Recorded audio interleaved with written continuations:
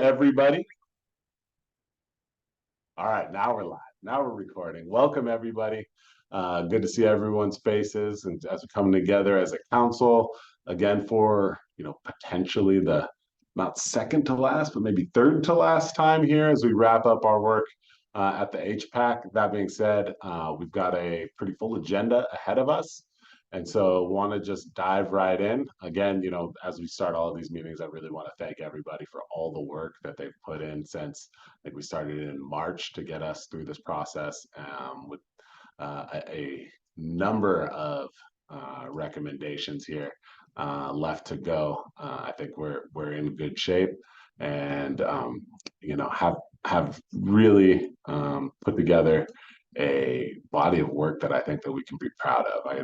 I think today is our last day of voting on recommendations, assuming folks don't change that and all of those things. But I think we're in good shape to go forward through the third readings, and then it's really about putting together the final report and turning these recommendation documents into a comprehensive and user-friendly product. So with that, I think we don't, I believe, have anything on the consent agenda. Hopefully everybody feels adequately welcomed. I'd turn it over to JD, to my co-chair, to add anything that you'd like to, sir. No, it's been an amazing process going through this with everybody, and looking forward to getting to this fourth quarter and getting across the finish line in the next couple of meetings. So thank you all for your patience and your hard work. Looking forward to it. Thanks. Right on, much appreciated. And then I'll kick it over to Matt to give us the rundown on the recommendation review process and where we are in that process. All right, thank you, Co-Chair Hall. Good afternoon, HPAC members and members of the public. For those that are not familiar with the HPAC process, the Production Advisory Council convened last March. They developed a framework for their work over the course of 2023. They broke into 5 work groups to discuss different topics and issues and potential recommendations for increasing housing production. Those potential recommendations come to the full council and go through a 3-reading process. First reading is where they're introduced by the work group chair or a member of the work group. During the second reading, we receive public comment. And then during the third meeting, there is a discussion and a vote. And when they are voted on in the third meeting, if they are passed, they are preliminarily adopted until HPAC can finalize their set of recommendations for the governor this month or first thing next month. With that, I will pass it back to you, Co-Chair Hall. All right, thank you, Matt. Much appreciated. So I would like to tee up the third readings that we have for in front of us here today. Most of them are typical of the third reading. We've had the recommendation presented to us, heard from the public, and now are considering the recommendation for preliminary adoption. However, one of our recommendations has received more attention and discussion in both work groups and I think in this space than some of the others. And because of its complexity and because of the kind of timing of implementation and the number of moving parts, we wanted to give an opportunity for the council to hear a little bit more public testimony. We've invited some of our own council members and some invited guests to talk to you about CFAC and the CFAC recommendation, climate friendly energy. Who's got me on this? Climate friendly and equitable communities. Yes, climate friendly and equitable communities.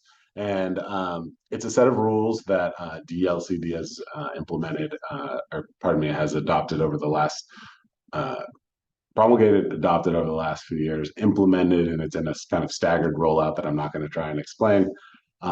However, there's been a debate about what some of the component parts of these mean in relation to housing production. So you're going to hear more about that here, and I would like to, before we kick it off, Just kind of give you the rundown of who's here today. We're going to have Natalie Janney, our working group chair from the Codes and Design work group, present the updated recommendation, and so that folks have a chance to know what's changed in the recommendation since the second reading. And then we're going to have a kind of round robin discussion about the different perspectives on CFEC. And also from the council, we've got Brenda Bateman, DLCD director. And then we've got a few invited guests, Ariel Nelson on behalf of League of Oregon Cities, Christina Kraz on behalf of the city of Springfield, and Skylar Warren on behalf of the city of Tigard. I also know Kenny Asher's here on behalf of City of Tigard. Even if he's not on the agenda, I see him. And so I want to welcome all of you and ask our presenters, again, we've got a pretty expansive agenda, so hopefully targeting give or take 5 minutes each, and then leave a little buffer for the council to have a discussion afterwards once we've been presented with the information, and proceed with third reading and consideration of the revised recommendation. So unless we have any questions, I'm going to kick it over to Natalie. If you would, please let folks know about the revised recommendation on CFEC. Great, I'm going to share it so that people can see it as I'm talking here.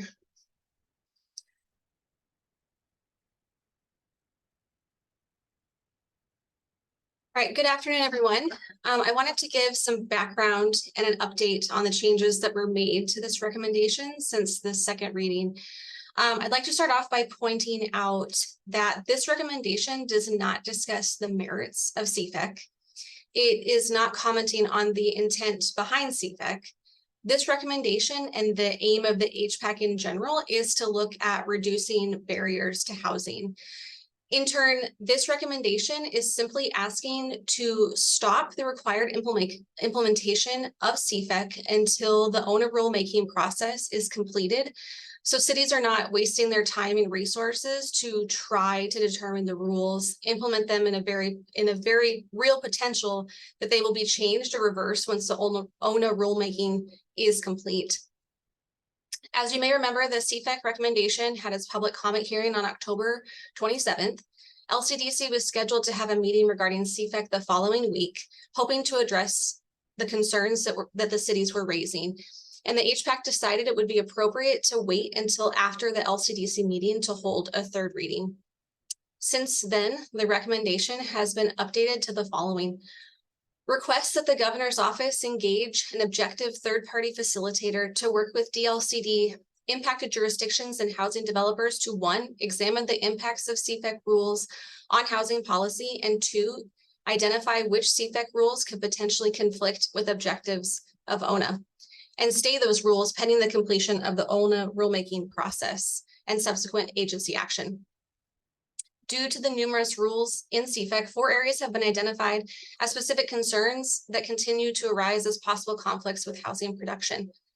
The first bullet point is greater flexibility and or clarity in land use regulations required of cities so as not to interfere with affordable housing production goals and homeownership opportunities.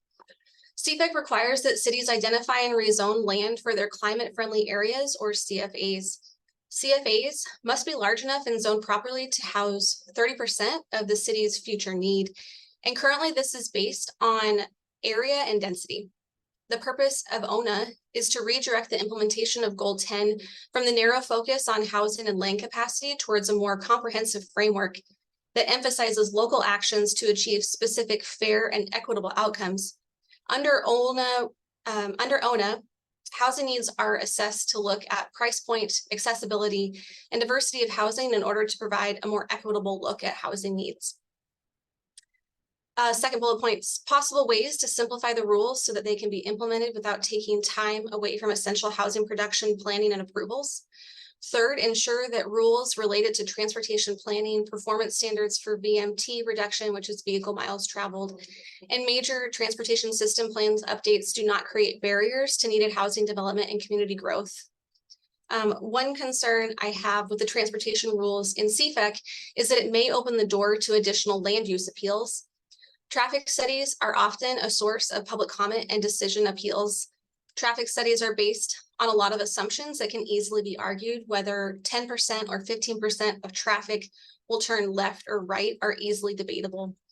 And I'm concerned that discussions regarding vehicle miles traveled will open the door for more appeals, not to mention it could make traffic studies even more expensive. And then lastly, whether the land use rules increase risk of gentrification and displacement and stronger requirements for mitigation. There are some additional questions and unintended consequences around the things like building height requirements, minimum densities, etc. For example, cities are to assume an average unit area of 900 square feet in CFAs, which seems incredibly small given that average assumes that some units will be smaller. And there's nothing in the requirements that these units shall be available for home ownership, possibly yielding inequitable outcomes. And why would we as an HPAC be pushing for land use regulations that won't yield equitable outcomes? It should be noted that the 4 areas just listed in the recommendation that I discussed are not an exhaustive list, which is why the recommendation states a third-party facilitator should be involved to identify the issues. In addition to the second reading, the following items have been included in your packet to review. These include a written letter from DLCD. City of Wilsonville's comments have been removed per their request. The City of Wilsonville submitted a letter stating that the issues remain and have not been addressed. A joint letter was submitted from Oregon City, Forest Grove, Tualatin, Hillsborough, Medford, Springfield, Cornelius, Troutdale, Happy Valley, and League of Oregon Cities in support of the recommendation as proposed. And the League of Oregon Cities has also submitted a letter stating continued conflicts between CFEC and ONA. Included in your packet today was a letter from a joint letter from the City of Bend and Central Oregon Land Watch, emphasizing their, quote, shared vision of ensuring that a historically ambitious set of climbing and housing policies are successfully implemented by local jurisdictions, end quote, and the issues they feel need to be addressed in order to do so. Currently, cities are having to use staff time to interpret these rules and meet deadlines for implementation. This recommendation asks for a third party to determine the issues, as there is obviously a conflict between DLCD and some of these cities, to outline the areas of concern which are counterproductive to producing housing and halting them until they can be better clarified. Climate policies and housing production goals are both important for Oregon's future success. Then they need to work synergistically together rather than competing with each other. Currently, there are just too many disagreements about whether or not this is the case. And given the importance of both goals, we need clarity. Having a third-party facilitator provides an unbiased view of both policies, ensuring both policies are considered for effective implementation. I'm wrapping up. I have a couple of questions that I'm hoping the panelists who are speaking next can address. First, I understand that metro cities have a different set of rules than the other cities, such as City of Springfield, Bend, and Medford, and is this true? And second, why are we asking cities to move forward with determining CFAs before ONA is complete? What negative outcomes would occur if we have them wait to get it right, get ONA complete, and then move forward with designating CFAs incorporating ONA's methodology and framework? Thank you. All right, thank you, Natalie. Much appreciated. Members of the council, y'all have the updated recommendation in front of you. I mean, as you can tell, CFEC is an involved and technical, set of policies, and not monolithic in its, implementation or in its parts. So that's why we wanted to bring folks out here, some of the technical experts, to give you more insight before we asked you to really make any decisions here today. So in furtherance of that, I'm going to just go in the order that folks are on the agenda and turn things over to our fellow council member, Dr. Brenda Bateman, DLCD Director. Go right ahead. Thank you, Mr. Chair. all of you know me, but I'll introduce myself again for the record. Brenda Bateman, Director of Department of Land Conservation and Development. Thank you for the opportunity to address the council on this matter this afternoon.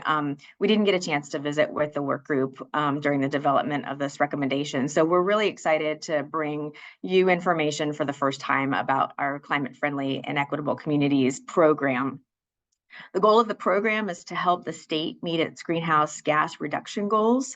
As many of you probably know, almost 40% of our climate pollution comes from vehicles. So as our communities develop, we have an opportunity right now to design them in a way that requires shorter or fewer car trips while residents go about their daily lives, shopping, schooling, work, and play.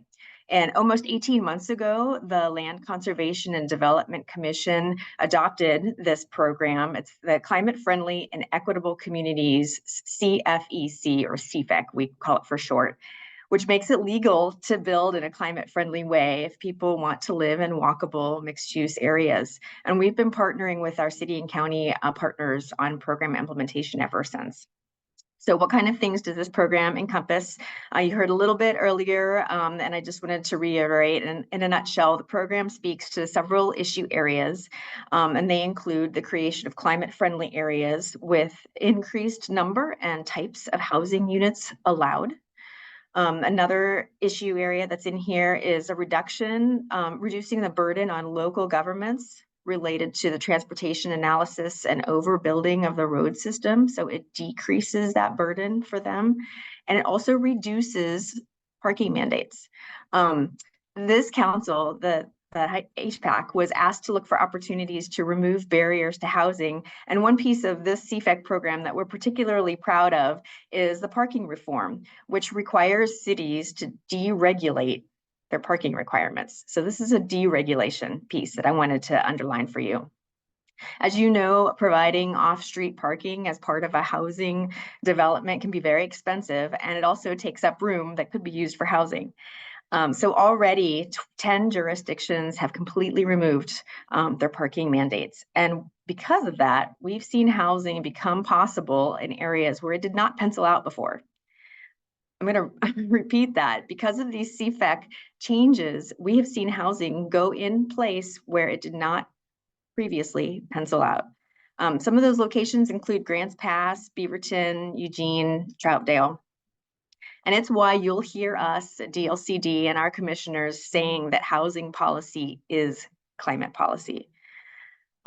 When you were able to line those up correctly, we can take care of multiple goals at the same time, and the goals can reinforce each other. And by the way, all of the detail that I'm speaking to today are in the memo to you dated November 13, which I believe you got in your email earlier this week and may have just gotten again a few moments ago.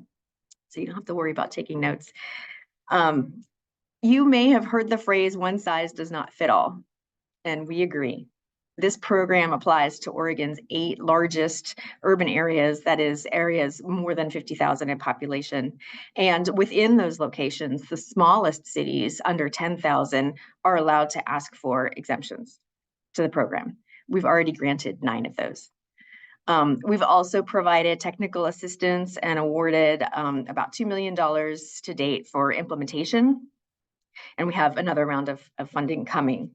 But I wanted to let you know we are there as a partner, and we are in step with our local jurisdictions holding office hours. We've held 16 office hours so far, brought on consultants and contractors to assist and provide their expertise. We provided model codes, best practices, peer-to-peer learning opportunities. And so there's a lot of support here in terms of the implementation of this program. And I just wanted to give a shout out to our Land Conservation and Development Commission. It is their practice when we have a complicated rulemaking to not put rules in place and walk away. They don't do that. They have asked staff, they've directed staff to bring back to them anything that we've heard of when it comes to need for clarifications, need for correction, need for more detail. They've done that before with other housing rules. They're doing that in this case as well. And so last month, as you know, at the beginning of November, we had a commission meeting and we brought back to them amendments more than 30 amendments that specifically were developed with our local partners to help clarify, correct a couple of things that were strange, and put more detail behind the rules, because we've gotten questions and folks asked us to continue to address some of their issues. So the commission adopted those rules, and they were developed through a series of 7 meetings with our local partners, both rules advisory committee meetings and tax technical advisory committee meetings. Some of those amendments provided greater flexibility when it came to timing, more certainty for committed transportation projects, and answered some questions about climate-friendly areas and parking reform. We received positive comments about the fact that we brought amendments and corrections back to the commission, and those comments came from partner cities like Wilsonville, Eugene, Portland, and Tigard. You should know that after the commission took that vote, I then noted that I've asked DLCD's policy and legislative folks to stay at the table. So again, we're not walking away, we're still at the table, and I've asked them to make sure that they stay in conversation, to make sure that the CFEC rules are in alignment with our housing rules. Those conversations are happening right now. I think we even have some of them on the calendar already for December or maybe after the holidays. So that conversation continues. I just wanted to let the council know that I'm very pleased with the implementation of the CFEC program that we're seeing at the local level. Our city and county partners are doing a great job with implementation. So I'll leave my comments there for now. Thank you. Thank you very much, Brenda. Much appreciated. All right, and then got a couple more folks to hear from before the council takes up discussion. I'd like to pass it off to Ariel Nelson, here to speak to you on behalf of League of Oregon Cities. Ariel, go ahead. Thank you, Co-Chair Hall. Good afternoon, HPAC members. For the record, my name is Ariel Nelson, and I'm here on behalf of the League of Oregon Cities, which, if you're not familiar, represents all of Oregon's 241 incorporated cities and the over 40 cities that are impacted by the CFEC rules.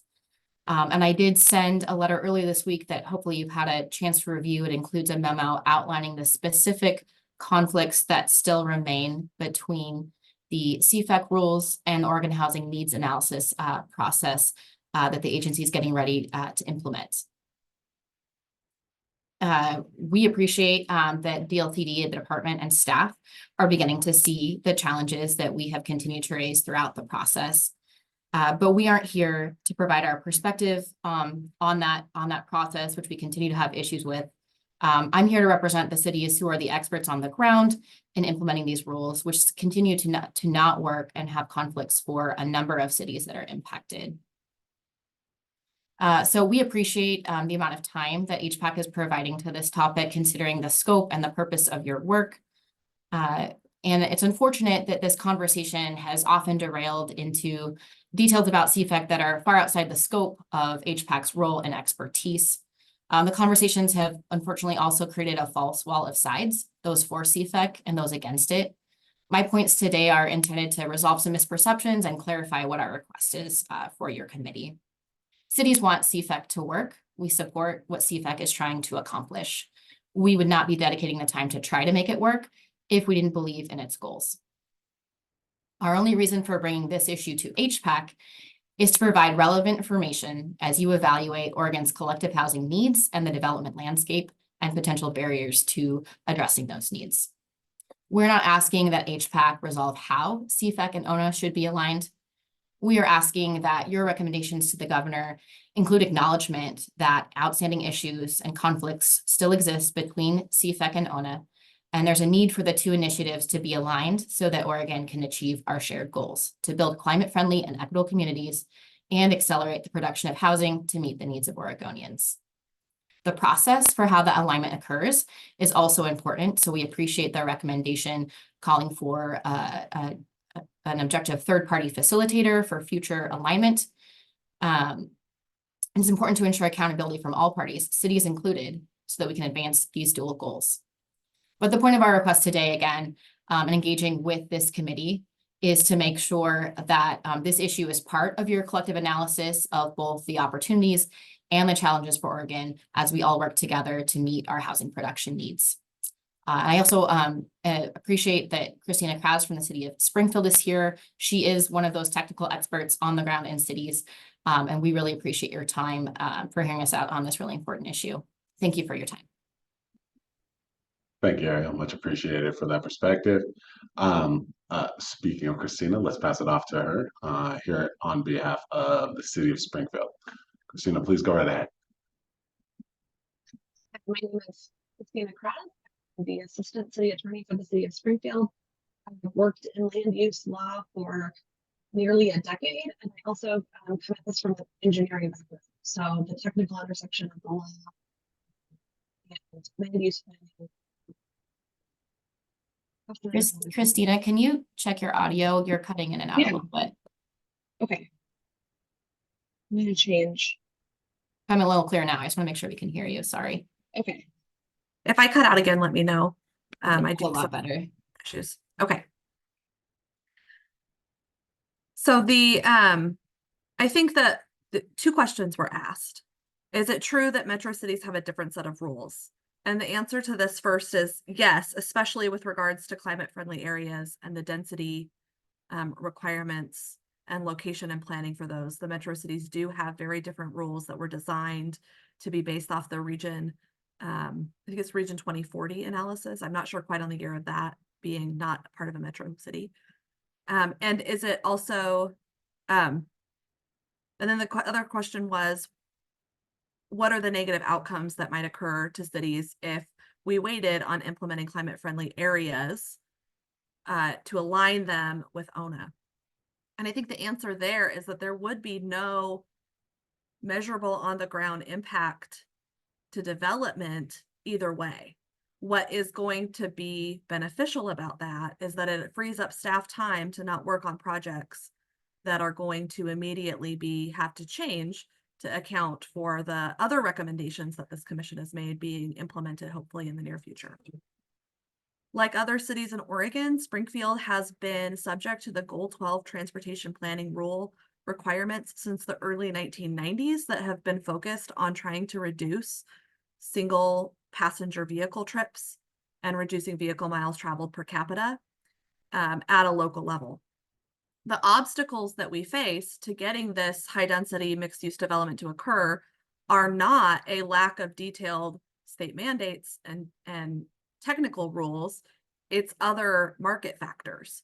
So the concern that cities like Springfield have are that placing strict mandates where we draw lines around climate friendly areas and then don't allow densities lower than, for example, Springfield 25 units per acre, unless it's in very specific mixed use type of buildings, is that we are not going to be, we would be preventing some middle to high density housing in the 2015 unit density range. That's new housing coming online in these areas because we're holding off and preventing that middle term development in favor of high density layer. Springfield, Medford, cities like outside of the Portland metro area have a problem with our rents right now. I think this commission has really gone into that, a lot of those market factors and some of the discussions that you've had, and we just don't have the rent rates to attract new mixed use high density development. So that is, the goals of CFAC are admirable, and cities like Springfield have been working on this for a long time, trying to get that development in place, but to put all of our eggs in that basket right now is not going to pencil out. I'm happy to answer any questions any members of the committee have about the technical aspects of CFAC. I want to be clear that the parking aspects are primarily have been implemented. So we're not here to talk to you about the pros or cons of the parking aspects of the code. We're really talking about the climate friendly area technical requirements, the transportation system plan technical requirements, the ways in which these don't allow us to easily expand our UGBs in the next 5 years if we need to, and then issues that we have with UGB expansions after 5 years to 10 years out as well. And I think when we say one size doesn't fit all, we're not talking about one size being applied to every city in Oregon. We're talking about these rules basically put Springfield, Corvallis, Eugene, Medford, many metro cities, Salem, Kaiser, all in one box and say one size applies to us. And that's a problem. We recognize that these rules don't apply to communities on the coast or rural communities in Eastern Oregon, but they are applying the same set of tools to places inside the Portland metro area, downtown Portland, as cities like Springfield have to follow. And that's problematic, and it's not going to lead to more housing in the short term. Thank you. All right, thank you, Christina. And I think we've got some folks representing the city of Tigard here as well. Before I kick it over to you, I do want to appreciate everybody who came out and is willing to talk through an admittedly technical subject, and admittedly somewhat sensitive subject, as all of these jurisdictions work hand in glove with DLCD on not just CFEC, but at every level of land use planning here in the state. So these are all partners talking and airing about technical concerns, and so wanted to appreciate folks for doing that in a civil and productive manner. And with that, I want to kick it over to Skylar Warren on behalf of the city of Tigard, and then Kenny, if you want to jump in, do that as well. However you guys want to present. All right, thank you, Chair. Good afternoon, members of the committee. My name is Skylar Warren. I'm a senior planner in the Department of Community Development for the city of Tigard. Thank you for your work to help address our state's critical shortage of housing, and for inviting me here today to speak about our experience with an outlook on the climate-friendly and equitable communities amendments to the state's transportation planning rule. I want to be clear about my message today. There is no cause to believe there's a conflict between meeting our state's housing goals and our greenhouse gas reduction goals. In fact, the two goals are absolutely aligned. I think it's important to give a little background on the city of Tigard. In my opinion, we may be the state's most pro-housing community. In 2018, became the first city in the state to legalize middle housing in all zones before we even knew that HB 2001 was a legislative concept. We followed that with a number of policy actions over the last 5 years that represent a tremendous investment in funding, policy reform, and programmatic investments. When we recently created some housing fact sheets with partner cities in the region, City of Tigard far outpaced our colleagues, both in terms of our housing production, but also our monetary investment. We've exceeded our housing production targets in our River Terrace neighborhood. That's a greenfield development at the edge of the city. That's in thanks in part to our housing reform, which has allowed developers to build multi-unit housing where once only single detached houses would have been allowed. And we've done that without impacting our infill development. In fact, our Tigard Triangle neighborhood has seen massive investment in high density housing, thanks in part to the adoption of our lien code, which allows construction projects to go straight to building permit with no land use process. Lastly, we're just getting ready to embark on our comprehensive planning for a River Terrace 2.0 neighborhood, which will provide the highest densities yet in an urban growth boundary expansion area at 20 units per net acre, and will be the region's first middle housing focused greenfield development. So I give you all this background on our housing work because it's critically important that you know that when we talk about our perspective on CFEC, it is absolutely in the context of our commitment to housing production and equity. The CFEC rules broadly, as you've heard, focus on 3 areas of reform: parking policy, higher density mixed use zones, and changes to the way that we plan our transportation systems. With regard to parking reforms, we were the first city in the state to amend our development code to repeal minimum parking requirements. We had plenty of precedent to inform our decision since we had repealed parking requirements in the Tigard Triangle district back in 2017. And Tigard's a very typical Oregon community in terms of its existing development patterns. There's nothing particularly unique about our city that makes parking reform easier other than political will. Our council fully recognizes that we need to change development patterns to see meaningful climate progress. And the repeal of minimum parking requirements is of direct benefit to housing production. Off-street parking displaces housing units and can make housing development financially infeasible. We've seen firsthand the benefits of allowing the market to decide how to park housing developments. And this reform is popular across the political spectrum. I just saw a recently released Pew Research poll this morning that showed 62% of Americans support allowing builders to determine the amount of off-street parking they build. With regard to climate-friendly areas, the designation of portions of the city for higher density mixed-use development is absolutely in line with housing production goals. We've had plenty of experience with that in the metro region with our designated 2040 centers. As in the example I gave with our concurrent development boom in River Terrace and the Tiger Triangle, directing growth to higher density areas does not come at the expense of edge growth, nor would a housing needs analysis under CFEC preclude an urban growth boundary expansion in lieu of exclusively infill development. That's not how the rules are written, and I would expect that the same would be true of the ONA work as well. Lastly, right-sizing our transportation infrastructure is incredibly important to build a more just, safe, equitable, and sustainable transportation system. Transportation is the single largest source of carbon emissions in our state, but it's also incredibly important for the purpose of reducing housing barriers. We hear a lot in this state about the impact of system development charges on the cost of housing. Overbuilding our transportation system to accommodate motor vehicles at the expense of other modes means that we also drive up system costs, and those costs are borne directly in the near term by developers and home buyers, as well as by taxpayers in the long term as increased maintenance costs. We are in a housing emergency, yes. We are also in a climate emergency that affects the house that we all share, our planet. Our council has goals, like many councils, about housing our community and reducing emissions. We don't have the luxury to do one or the other. It's actually helpful to us when the state leads in the same manner. Pitting housing production against carbon responsibility is a false dichotomy. Tigard has more housing thanks to state actions like CFEC. We simply cannot continue with the status quo and business as usual approaches to development. The good news is that we can absolutely address the climate emergency and the housing emergency at the same time without conflict and with the CFEC rules that are already in place. Thank you for your time.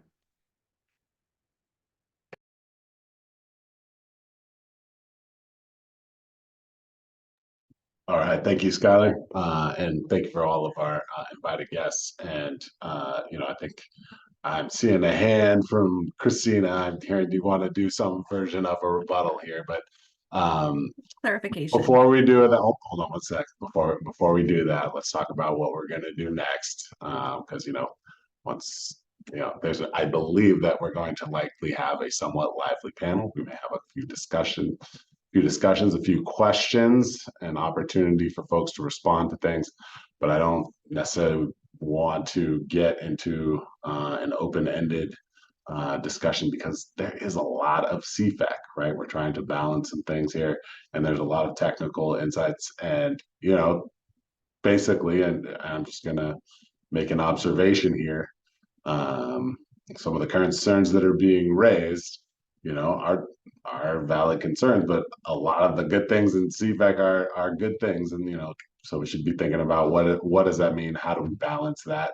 How do we think about the usual level of concerns and implementation of new statewide regulations? Because there's always going to be some unknowns when you have a whole new regime and these type of things, as far as new rules and all that type of stuff. So I want to, turn it over to members of the council before we move forward on this and in our agenda. Hopefully, we can kind of, hear from folks who would like to speak.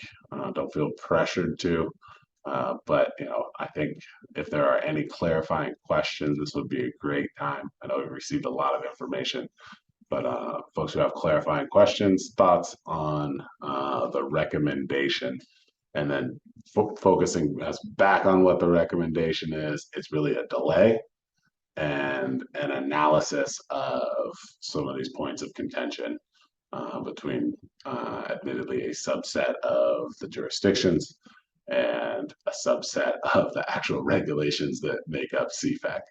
So I'm going to start with Tom. Go right ahead. Thank you. And thank you to the work group chair, Natalie, for such a great description, and then also the terrific enlightening testimony that was just given.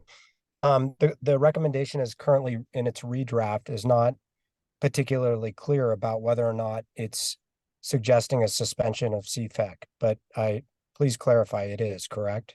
And then those 4 things would happen during that suspension. The recommendation is proposed is that a third-party facilitator would work with DLC and the cities to determine where there is conflict and then recommend to the governor that those areas should be suspended until the rules are clarified So it's not a suspension, then the engagement of the third party. It's engagement of the third party resulting in potential suspension of particular parts. Yes, that is how it is currently written. I can see where maybe that third party facilitation would need to happen rather quickly because of the implementation. So that maybe that needs to be clarified. But the idea was that because there is a differing opinions about the conflicts, that we don't have to believe either the city's or DLCD, I'm sorry. We can have somebody else give an unbiased view of it.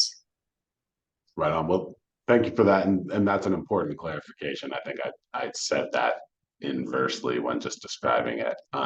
So not a recommendation of suspension, recommendation of analysis, and then, proceeding from there. Daniel, Councilor Bunn, go right ahead, sir. Thank you, Mr. Chairman. In the department's testimony, there's references a few times to the fact that jurisdictions can request an extension for their deadline. What do they have to show to get that? Is it a by right extension, or what do they have to prove to the department to get an extension? And if there's an easy extension process, what's the harm in adopting this regulation and having a pause anyway, if there's already built into the rule the ability for jurisdictions to extend? So. May I, Mr. Chair? Oh, yeah, by all means, go right ahead. Thank you. Thank you for the question. Human nature, it's sometimes difficult to think about addressing two concepts at the same time, but that's exactly what we have here, two really important and two very urgent concepts in housing and climate. And it can be done. So we have an incredible opportunity right at the moment to let the CFEC rules and our housing rules inform each other. In fact, we have staff from our climate team participating in housing meetings, and we have staff housing team participating in climate meetings, specifically so they can all hear the conversation, the context, the concerns, and we have a commitment here at the agency to approach this work in an integrated fashion. So one tool that we've provided to our local partners to help with the timing and the simultaneous work is to invite them to request these alternative dates, or alt dates is what we've called them, for the various deadlines and timelines that are included in the CFEC rules. And so when they come to us and ask for these alt dates, we've asked them to describe what they're thinking. And we've heard a couple of different reasons for the request that they're making. Some have said they want to bring entire packages of their work product to their council at the same time, not just the CFEC work, but all the other pieces that are in their work plan, and they want to show and present the integrated nature of the work that they're currently undertaking. Some other folks have said they want to sequence various housing and climate efforts in a particular order so that they can lay out in a logical progression what they're thinking and what they're planning in front of their council. And then the other thing that we've heard from folks is they want to try to match up housing and climate efforts with specific funding streams that they have their eye on, and they want to make sure that those match up correctly in time. So local partners are already scheduling their own work in ways that make sense for them. And to date, we've approved those requests, and we have 30 jurisdictions that are operating under alt dates right now. So they're already implementing, they're already integrating. They've asked for the alt dates, and we've approved them. Thank you. So like 30 of the 40 jurisdictions are on some form of extension. Yeah, 30 jurisdictions. Cities and counties, a mix, are on some form. Okay. Yeah. All right. And then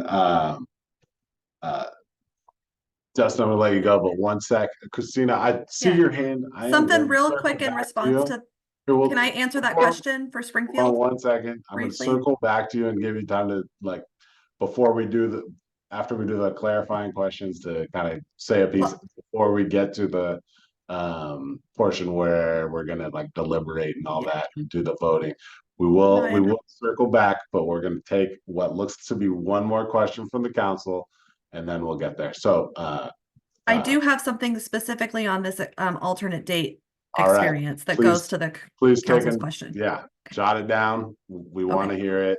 with, and we'll get to you. Thank you. Justin, go ahead. Well, I guess the only thing I will say is that, I mean, if 30 of the 40 or so jurisdictions have asked for alternate dates, and we're hearing from jurisdictions that are having issues, confusions, whatever reasons, we're not weighing in on the merits of this at all. We're just trying to, provide cities with some timelines and some, the governor's office to actually try to get involved and weigh in. So I don't see why it's a big deal for us to just ask the governor's office to weigh in and try to help cities out and provide more clarification, a little more time on some of these issues. But that was just my comment, necessarily more than a question. Yep. All right, fantastic. And Representative Dexter, go right ahead. Thank you so much, Mr. Co-Chair. I do have some concerns about us trying to change law that has been considered. I know that this is an executive order as far as CFEC, but ONA was passed and debated, and these are two separate bills. So I am curious about trying to create a statewide mandate for something that is being taken on a jurisdictional jurisdiction by jurisdiction path right now. And clearly there may be 10 jurisdictions out there who haven't gotten their delay that they would like, or their temporary delay. I feel like we are debating CFEC here and not as much the conflict potentially with ONA, which I don't, having weighed in pretty heavily on ONA, I don't see these necessarily in conflict. So I guess I'm perplexed by the outcome that we are trying to get to. Are we trying to sincerely find those conflicts with CFEC in a specific jurisdiction and ONA? If so, that is the job of DLCD to work through that with the local jurisdiction, and a statewide executive order or recommendation for an executive order is concerning to me. So and if it's to have a statewide blanket statement, that is exactly what we're trying to deal with here. And I fear that we may make it more complex and we delay those cities that do want to move forward. Thank you, Representative Dexter. And I struggle to figure how we're going to make this very complex issue more complex. And if we do, that's probably not helping anyone. So I agreed on that front. Just to some of the things that you're saying, the recommendation has shifted to try and, address, I think, some of those concerns, as opposed to like, we in this room are not saying if we adopted the recommendation, we wouldn't be saying, pause or change. It would be further analysis. However, I think a lot of the things that we are talking about, and this is just me, not editorializing, but my opinion, not coming from the author of the recommendation. I think we're talking about how regulations will, interplay with the market conditions for developing housing in this sort of mid-tier cities that are subject to the vehicle miles traveled and the climate-friendly areas requirements. And they're brand new things, and they haven't been implemented, and I don't know the answer to that. And I can freely say that right here. So I don't think we're gonna necessarily solve that. I think we're gonna have a number of talking points that kind of talk past each other in this setting, and ultimately it may not be the right place to land it. To the what are we trying to do? We're trying to tee up a recommendation for a third reading and letting everyone on the council vote their conscience, and we'll see where we land on that. So Deb, questions? Thank you, Co-Chair. I would just like to add, in regards to the comments that have been made, I just appreciate DLCD's position. Thank you, Dr. Bateman, for your overview and also the time that's been put into this. Today, the letter that was submitted by the 8 cities that spoke on how this was affecting them spoke to me specifically, because I've been hearing from the League of Cities and specifically to a couple of different cities that have been affected. But that spoke volumes to me because it actually showed that there were 10 cities out there that are mid-size that are dealing with this issue at a higher level. And I think that this is important for us to look at, because the root of this is that we are talking about housing production and how is this affecting. And I think there's obviously two sides to this. Some of the cities think it's working fine, and there's some cities that need help. And I am in favor of the recommendation because I do think that we're at a point that is at an impasse, and we need to have a third party come in and be able to step in. Because if I was in DLCD's shoes, obviously they put a lot of time and effort into this, but I think they're too close to it. And we need somebody that's going to take an objective look at this from the city's point of view, because we're making it, because there's some things that they need help with. That's my 2 cents. Thank you. All right, thank you, Deb. And so, just, you know, we're running a little over on this agenda item. What I would like to do is hear, you know, like a last minute from our invited folks, if you would like to provide, you know, something that you think is, you know, responsive to the questions that have been added. And then, you know, let's make a motion. Before we vote on the motion, we'll have additional chance for discussion, and the folks on the council can, you know, say where you're coming from, whatever it is you want to say, that type of thing. And I see you, Daniel. And then go ahead with the voting from there. Go ahead, Daniel. I'm pointing to your box. From just as you do the panelists speak, I asked 2 questions. One of them didn't get directly addressed. What's the harm in adopting the delay, like specifically related to housing? That's the part that I'm struggling with. So if we hear from the panelists, if you could touch on that, I'd be very grateful. Okay, and so to be a little more precise, can we go Skylar, Christina, Ariel? Do you want to say a last thing? All right, Ariel, and then Dr. Bateman, and let's shoot for a minute and let's shoot for responsive to questions that have been asked here since your first presentation.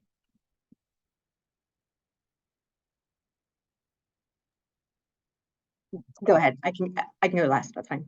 Okay. Skylar, if you'd like to. Yeah, I mean, in terms of the harm in delay, I mean, I think the harm is honestly one of climate inaction in a time when we talk about housing goals. When we did our River Terrace 2.0 comprehensive planning, or sorry, concept planning work during 2020 through 2021, in just the 15 months that we were working on that, we lost, due to climate impacts, I think there was flooding, Northeast Oregon, driven by unseasonably warm temperatures that led to the death of one Oregonian, hundreds of millions in damages, closure of one of the state's 2 major interstate corridors, impacting commerce and travel. We saw catastrophic wildfires driven by increased drought and extreme weather events that wiped out at least 4 towns and led to the deaths of 11 Oregonians, the loss of over 5,000 homes and businesses, the displacement of thousands of people in the midst of a pandemic, and the destruction of over 1.2 million acres of forest at a total estimated cost of over $1.15 billion. And we also experienced a record-shattering heat wave lasting more than 3 days in the state, leading to the deaths of at least 116 Oregonians in what Multnomah County officials described as a mass casualty event. So when you ask about the costs of delay, those climate impacts are the costs of delay, and they directly impact housing. People lose housing as a result of climate inaction.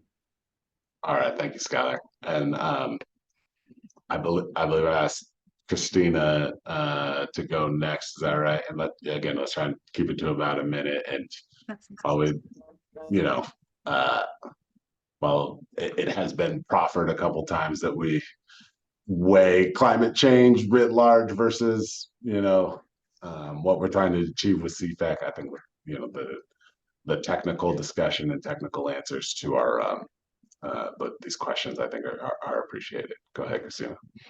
Yeah, I first of all want to say, I agree with Skylar that the climate situation is dire, and it's exactly for that reason that we need these rules to work, and we need to not waste staff time, resources, or our community's engagement efforts on putting in place solutions that are not going to lead to densification of housing, and aren't going to meet the climate objectives or the housing objectives. And that's really the heart of what we're concerned about in Springfield, is that the very technical language of many of these rules do not align with the very important goals of climate-friendly and equitable communities or the housing that we all know that we need so desperately.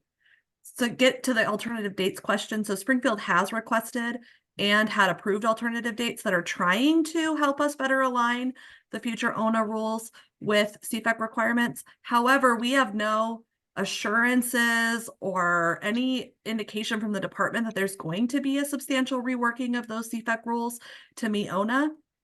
And so right now we're doing public outreach and we're doing climate-friendly area studies on climate-friendly area concepts and very specific rule requirements that are highly detailed that we may need to all redo that once ONA comes into place. And that's even under a request for pushing out those CFA deadlines. So we're not going to adopt CFAs any quicker if this gets extended, but we will be able to rethink how we are engaging our community on things that may not, that we may be coming back to them to ask an entirely different set of questions later. And then also just that there are very technical disconnects between the rules. For example, the Transportation Planning Rule 60 is what's going to apply to urban growth boundary expansions in the next 4 to 7 years before the CFAC UGB rule comes into place. And there is no direct connection between those rules that apply in Rule 60 and the UGB expansion and VMT reduction requirements in Rule 170 and 180 that are part of CFAC, and they don't talk to each other. And what's going to end up happening is that when you try to make... Oh, Christina, you paused. You're just getting a full head of steam on what's going to happen. Do we have you? All right, we'll see if she logs back in. I think we got the point that, transportation system planning and urban growth rules, she doesn't think line up necessarily with how they're treated in CFAC. All right, going from there, I think Ariel and then Director Bateman. Thank you. I can just reiterate some of the points that Christina raised and just confirm there are technical conflicts that remain between the rules and ONA. I had sent our technical memo earlier this week in the hopes that the committee would be able to review it. It doesn't sound like that was possible, but this rule is really about aligning those conflicts. We agree with BLCD and with Tiger that we don't have to pit climate against housing or vice versa. We can do both. And as Christina said, we want these rules to work. And that is why we are coming again and again, because the local experts have not been heard and these issues have not been resolved. And so, ONA is statute that will lead. We are simply asking that this be aligned, and we are asking for that third-party objective process to identify that alignment and get to the alignment faster. What's happening without this recommendation is we've got cities in various stages of delay without any clarification happening in the meantime. And so this recommendation would actually make that alignment and clarification happen sooner, and it's desperately needed. Right on. Thank you, Ariel. And then Director Bateman, if you would, a final thing, and recognizing that you'll have an opportunity as a council member to participate in discussion as well. And if I were going to take some co-chair prerogative here, it would be great to hear a follow-up now that they've heard about that, about what are the department's efforts to do some version of ensuring that these two policies are aligned in implementation, because I think kind of consistent with what Rep Dexter said is we're really talking about, is DLCD doing it or is a third party getting brought in to make sure DLCD does it. So what is DLCD doing? Thank you, Mr. Chair. I'll just be brief. 18 months into this program, cities are already implementing. They are updating ordinances and codes. They're working on their permitting, and they are way down the road. And so there's a certainty there that I would hate to disrupt. Alt dates, the opportunity to request alternative dates is still on the table. So that window stays open and folks can come to us at any time to say, hey, we need a little bit of adjustment here. We'd like to line things up differently there. That's still something that's open to them. And I just want to offer, we're still at the table. We're there now. We're having discussions now with folks who want to be in discussion with us. So we're here. Thank you. All right, thank you. All right. So, members of the commission, I'd accept a motion to either approve, to approve or to not approve the recommendation. And we'll, if we get a motion in a second, we'll hop into additional discussion. Folks will have the opportunity to say what you want. I do want to reiterate, we are running long and we have a full agenda. A lot of good things have been said, but if somebody said the thing that you already believe, you can just simply say, hey, I agree with that person, or you can just vote however you feel. Okay. So I saw Margaret's hand and then Director Bell. Thank you, Mr. Co-Chair. I want to move tentative approval or preliminary approval of the recommendation as submitted by the work group. All right, thank you. We have a second. I second it. All right, moved and seconded. This is the opportunity for discussion. Director Bell, did you want to, you had your hand up first and then we'll go to Natalie. Yep. Thank you, Co-Chair. I appreciate it. I wanted to clarify that there was not a omission or modification to the original recommendation. Somewhere in the course of the conversation, I thought the author submitted to, and perhaps it was a clarification, but I want to make sure that we are voting on the recommendation as it's currently standing proposed and there is no alteration to that. Is that accurate? Correct. There was a modified recommendation, which I believe got circulated last week or earlier this week, but nothing, no on-the-fly modifications today here in the meeting. Thank you. Yep. I see Natalie's hand up. Go ahead. I just want to reiterate after all this discussion that the crux of this is related to housing production and making sure that we are able to align. We're not trying to implement another state mandate. This is making sure that the two rules don't conflict. And I think about it in terms of, when we deal with needed housing statutes, and I remember working on one of the first needed housing cases, I was taught by a land use attorney that if there were two differing opinions about something, that meant it wasn't clear and objective and that it could not be applied. That's not what I'm saying here. I'm not saying it can't be applied because there are two different opinions. What I'm saying is there's clearly two different opinions. It is not like there is a disconnect between the two things. And in order to make sure that housing production doesn't suffer, let's bring in a third party to assess what is going on. No debate about whether or not CPEC is important, that climate goals are important. No one's debating the impacts of climate change. This is about making sure that those rules don't hurt housing production. All right. Thank you, Natalie. Daniel, go right ahead. I agree with what Natalie said in the doctor comments on this my own, and then add this supplement. I asked twice for panelists to talk about what's the harm in delaying, and the one really good, solid answer we got was that failing to address climate change has a whole bunch of knock-on effects, and that is correct and true. I think that issue of balancing the generalized effects of climate change versus housing production is above our pay grade. We're tasked in the executive order with saying, here are some recommendations that will help us produce housing. There are trade-offs. There's a trade-off in adopting this. There is a theoretical, if you trace it through, impact, but that's for the governor to weigh. I think it's appropriate for us to adopt the recommendation, but really we have two conflicting executive orders. The previous governor issued an executive order on setting our climate goals and climate change, which is what got the ball rolling on the CFEC rules. The current governor's issued an executive order declaring an emergency on housing and setting housing production targets. To the extent that those are in conflict or that we need to harmonize them, that's really a job for the governor. I think our role is to say, hey, we're flagging this issue. There's some confusion. There's some fog of war here. They're both important. Please prioritize it and get to a speedy resolution. So in addition to agreeing with Natalie, I add that, and I will be supporting the motion. All right.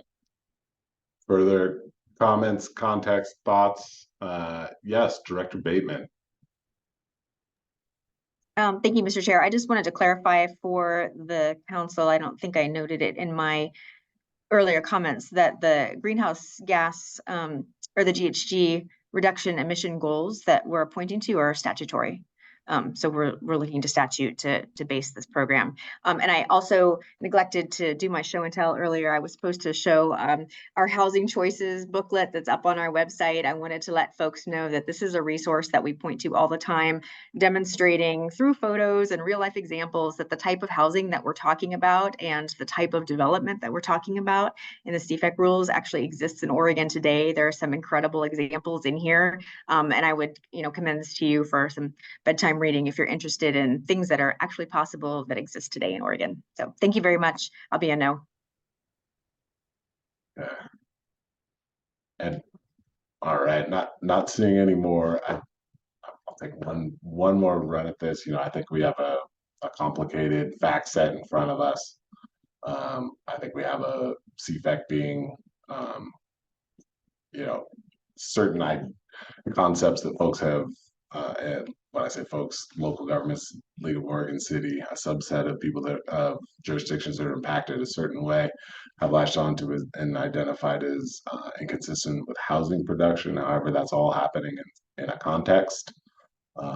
There's some version of this type of pushback every time that there's a fairly large package of state-related regulation, especially in land use. I too have been a part of projects that were, not going to work, and the CFEC parking deregulation freed them up. So there's good things happening here.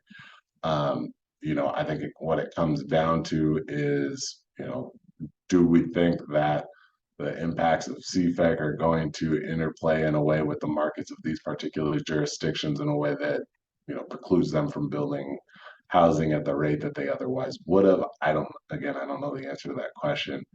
I would be, and this is a prompt perhaps to Director Bateman, heartened to hear if DLCD was not just at the table, but creating some sort of monitoring and clear-eyed follow-on and analysis of the impacts of CFEC vehicle miles traveled and the climate-friendly areas regulation, because if it as it goes forward, we're really not going to have an answer to that question for a number of years. And how do we make sure that we're revisit this and know that we're doing well? So I'm a bit on the fence. I would be probably a no vote if we could put something in place, because we're talking about putting somebody in place, a third party in place right now to do an analysis of what future impacts are, and we don't know what those future impacts are yet. So that logically isn't connecting for me. So, Director Bateman. Chair, if I could respond, yes. So we are funding market studies right now in climate-friendly areas, and we have 7 that we've already launched and awarded with our partners. And so that analysis is taking place right now. And then the other piece is transportation modeling and assumptions. That work is underway as well. I would note that one of the rules we actually put a pause on ourselves. So thank you for asking, are we in this in a more proactive way, or are we merely observing? We are in this in a proactive way. One of the amendments we took to our commission last month was to put a pause on one of the rules with regard to vehicle miles traveled, so that folks could continue to work on that and stay at the table.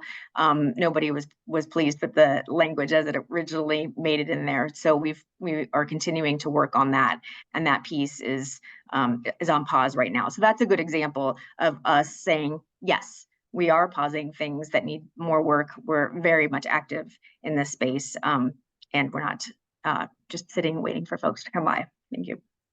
All right, thank you. And so I'm not seeing any more hands. I'm going to call for a vote. And I want to just say before we do that, irrespective of how this vote comes out, I hope that this conversation and this platform and this venue for discussion, I think if nothing else, has kind of created a funnel about some of the, there's generalized concern about CFEC, but we've gotten down to a technical level and hopefully given the DLCD something to focus its kind of monitoring and implementation on, because it is a broad thing. We've got a subset of jurisdictions that are the squeaky wheel and the folks on the front line of potentially being impacted.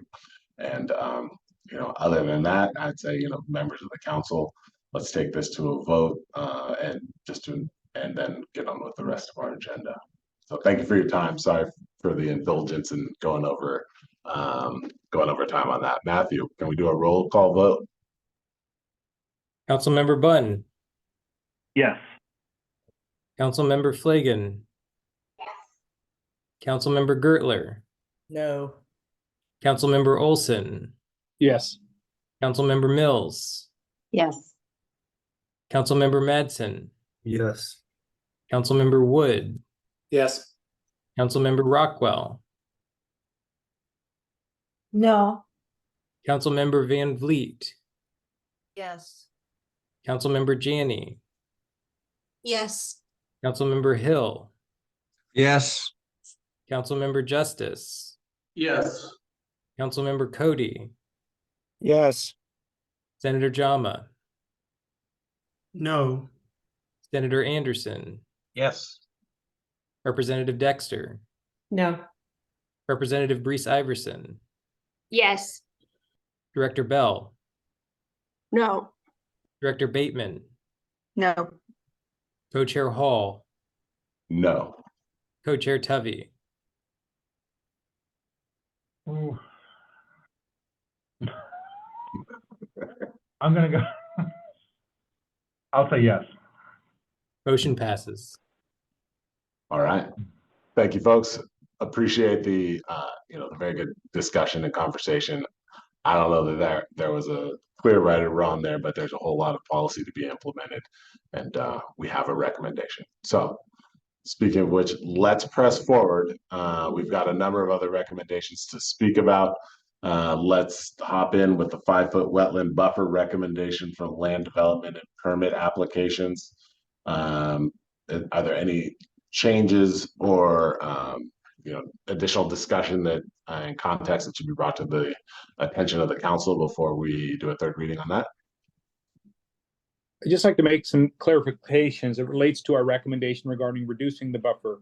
Having reviewed the testimony, I think there's a fundamental misunderstanding of what currently is in place. Without getting too far into the weeds, there are currently numerous ways for the buffer to be reduced to 0 to 10 feet, depending on soil types, topography, and vegetation. Paths to reduce the buffer fall into two major categories: small residential lot construction, which are under 1 acre, and large lots over 1 acre. This is laid out in Appendix B of the Natural Buffer Zone requirements issued by the DEQ.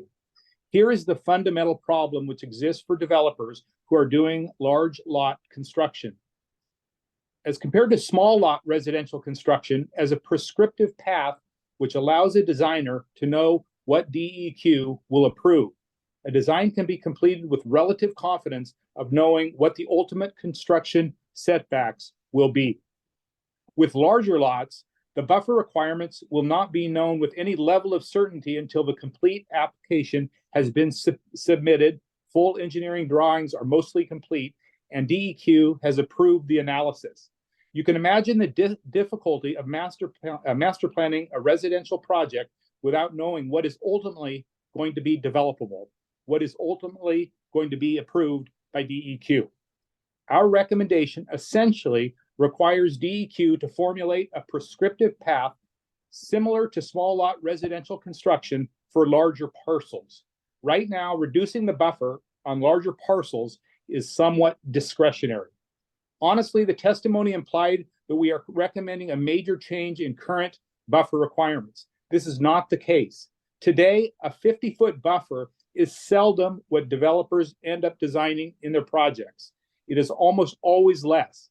But DEQ approval of a 1200C permit leaves the certainty of what will be approved until the design is complete.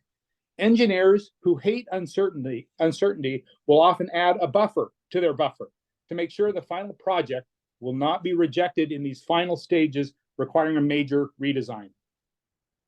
A prescriptive path for large development projects will help make housing easier and less expensive to build. And importantly, and in response to the testimony, not have any real environmental impact as compared to what currently is allowed in the state. As a footnote, one of our approved recommendation is an early feasibility decision, which provides a developer a mechanism to obtain key approvals early in the process in order to be able to design a project. That recommendation might also apply here. For an engineer to have an ability to get an early decision from DEQ would be a secondary way to overcome this problem we're trying to solve. As the rules currently exist, a 1200C application cannot be submitted until after all the land use approvals are received and the project mostly designed. This is a major obstacle, which in our minds has a pretty simple solution. Thanks. All right, thank you, Eric. Questions, comments before we consider a motion? Director Bell, go right ahead. Thank you, Co-Chair. Thank you for that summary, Councilmember Olson. I was curious if any and what feedback from DSL. From well, it's really not a DSL item. It's a DEQ item. I've reached out to Blair Edwards. I actually didn't hear back from him, so I can't say that we've had any clear response from DEQ. Okay, thank you.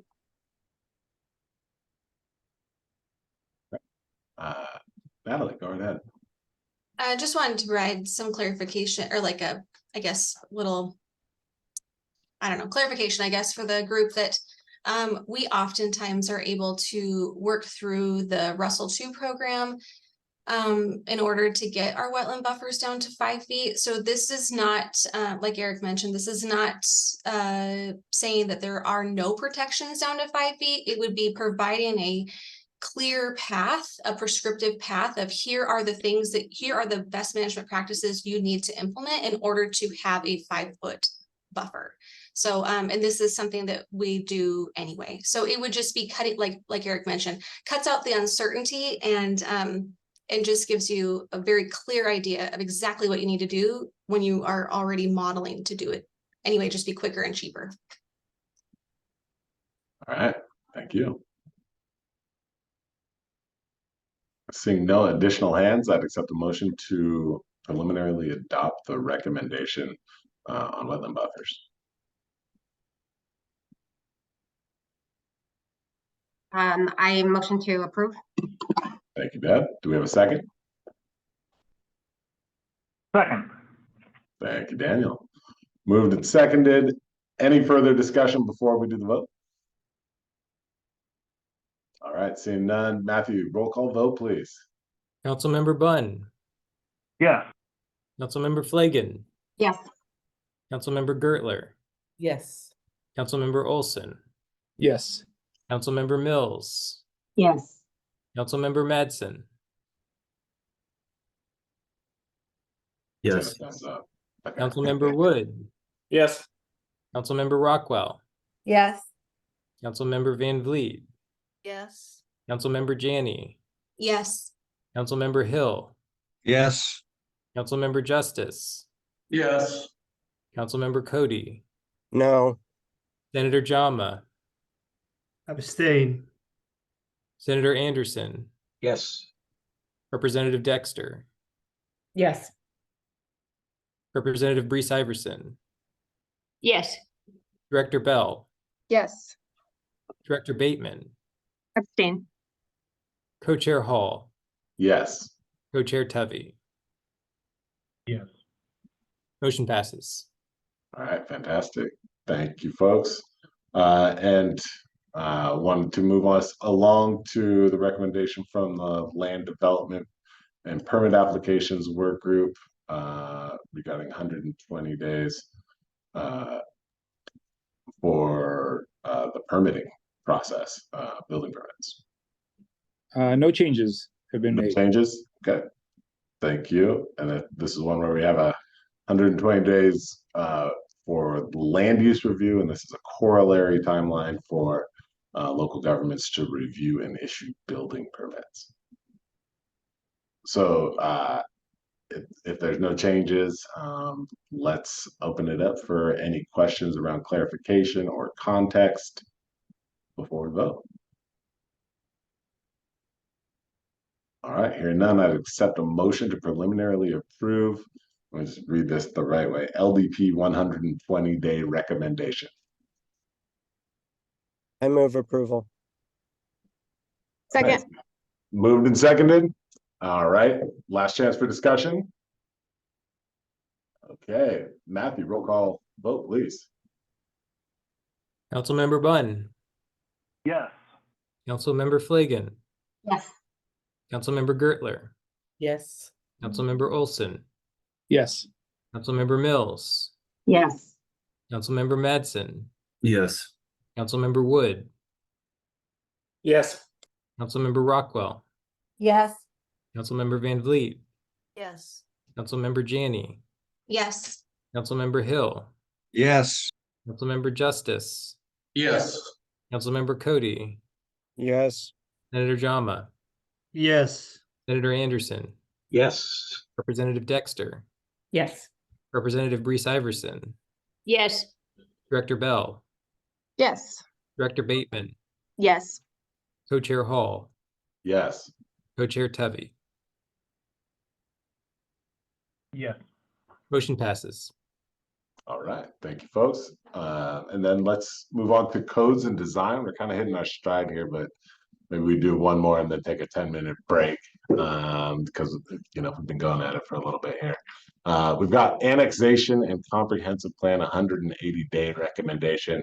Codes and design. Natalie, I see you're off mute. Would you like to give any updates? No changes to the previously submitted recommendation. All right. Thank you. Any questions or comments from the committee? And for those watching, this is the third reading. So for those that haven't changed, we have had this presented to us in open session before, and we've received a lot of feedback, which has been incorporated and then brought back the third time. All right. I would entertain a motion to preliminarily approve the annexation and comp plan 180-day recommendation. So moved. Thank you, Eric. Do we have a second? I'll second it. Thank you, Robert. All right, moved and seconded. Any discussion? All right, hearing none. Matthew, roll call vote, please. Councilmember Bunn, Yes. Councilmember Flagan, Yes. Councilmember Gertler, Yes. Councilmember Olson, Yes. Councilmember Mills, Yes. Councilmember Madsen, Yes. Councilmember Wood, Yes. Councilmember Rockwell, Yes. Councilmember Van Vliet,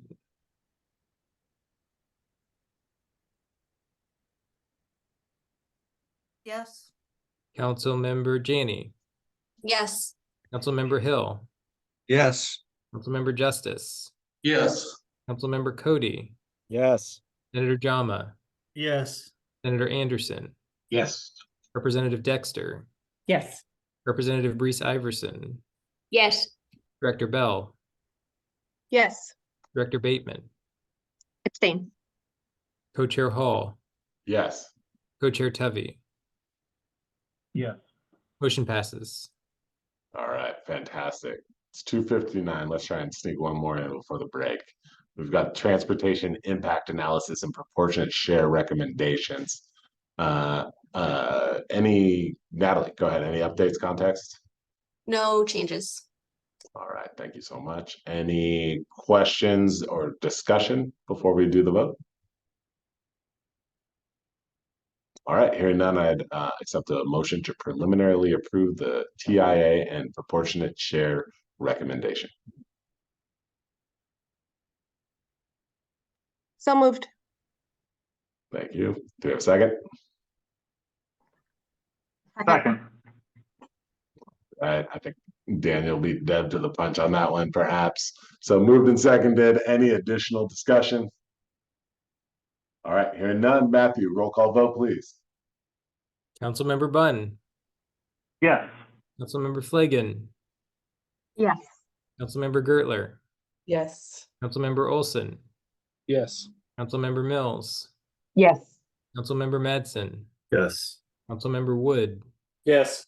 Councilmember Rockwell, Yes. Councilmember Van Vliet, Yes. Councilmember Janney, Yes. Councilmember Hill, Yes. Councilmember Justice, Yes. Councilmember Cody, Yes. Senator Jama, Yes. Senator Anderson, Yes. Representative Dexter, Yes. Representative Brees Iverson, Yes. Director Bell, Yes. Director Bateman, Sorry, abstain. Co-Chair Hall, Yes. Co-Chair Tubby. Yes. Motion passes. All right, fantastic. We got 3:01. Let's take a quick break. Let everyone stretch your legs, take a bio break, do whatever you need to. Let's be back at 3:10. We have 10 more recommendations on our agenda, and I'm hopeful that we can get through those. See you all at 3:10. Thank you.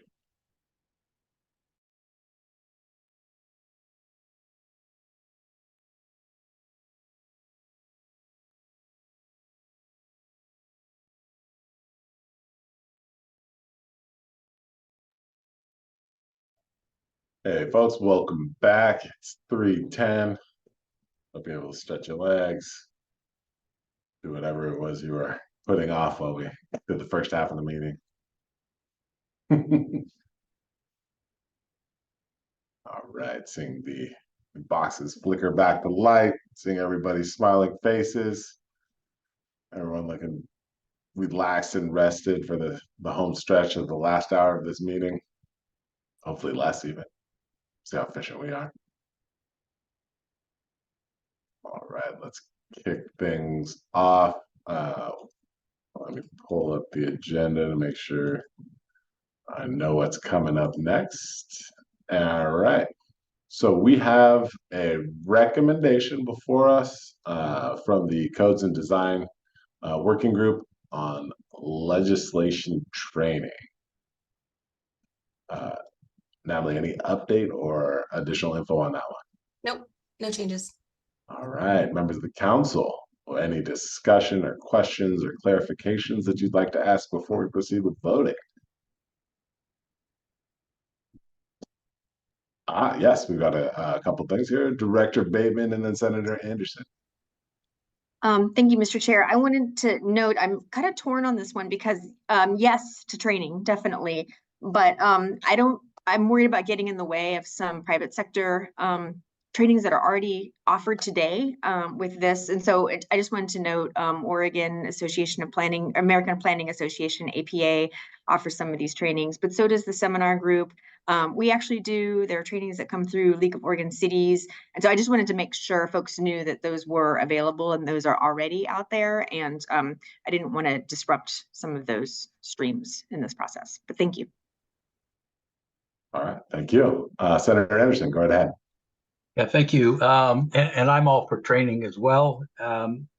What I was trying to understand from this, though, if it's a requirement, and then I see trying to build a knowledgeable team, and I can't help but think of my poor, small, rural, coastal communities where, I'm lucky to keep and retain anybody in positions, whether it's staff or elected, and the turnover.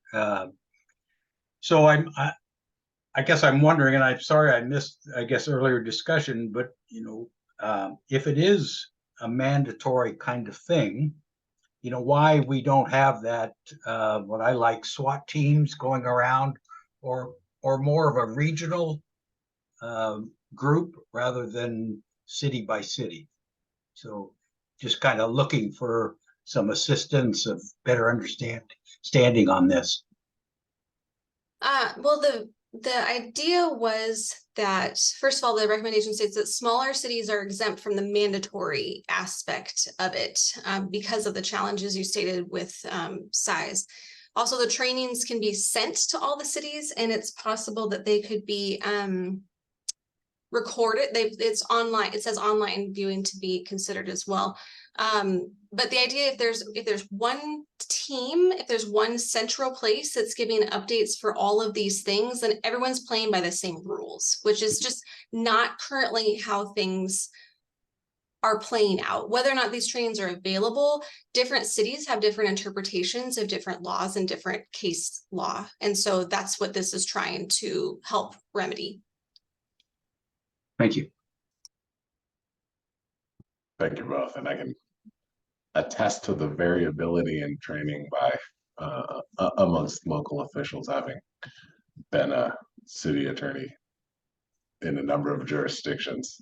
There's a whole lot of feeling out of the client and that goes into the trainings. But if you had something central that was the de facto thing, it could be a useful tool. So, further discussions, thoughts, comments before we vote? All right, I'd entertain a motion to preliminarily approve the legislative training recommendation. So moved. Thank you. Do we have a second? Second. All right, moved and seconded. Any further discussion before we vote? All right, Matthew, roll call vote, please. Councilmember Bunn, Yes. Councilmember Flagon, Yes. Councilmember Gertler, Yes. Councilmember Olson, Yes. Councilmember Mills, Yes. Councilmember Madsen, Yes. Councilmember Wood, Yes. Councilmember Rockwell, Yes. Councilmember Van Vliet,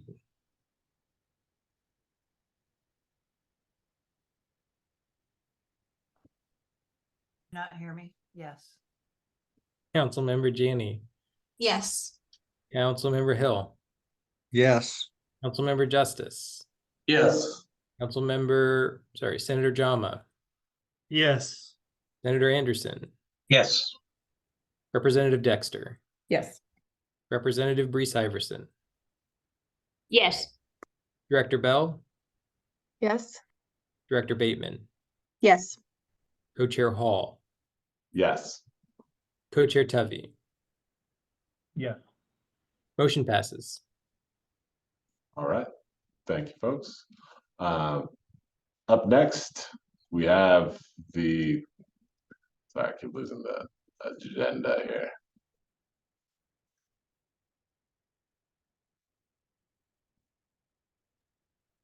Stormwater recommendation.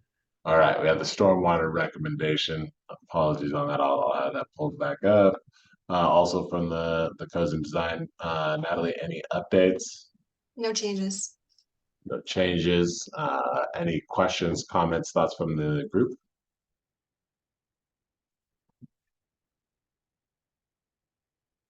All right. Seeing none, I'd entertain a motion to approve the stormwater recommendation. Motion to approve. Oh, sorry, Eric, go ahead. We approve the stormwater recommendation. All right, we have a motion. Do we have a second? I bet we do. Second. Thank you, Deb. All right, any further discussion before voting? Hearing none. Oh, pardon me. Director Bateman, go right ahead. I was just wondering, maybe you just said this and I missed it. Did DEQ play a role in the formulation of this or have any part in the discussion? Turn that over to the folks in the work group that drafted the recommendation. Sorry, they're all running together. We did have discussions with DEQ in terms of, yes, we did. All this is saying is that DEQ is to provide clearer standards. We're not actually changing any of the requirements from DEQ's perspectives.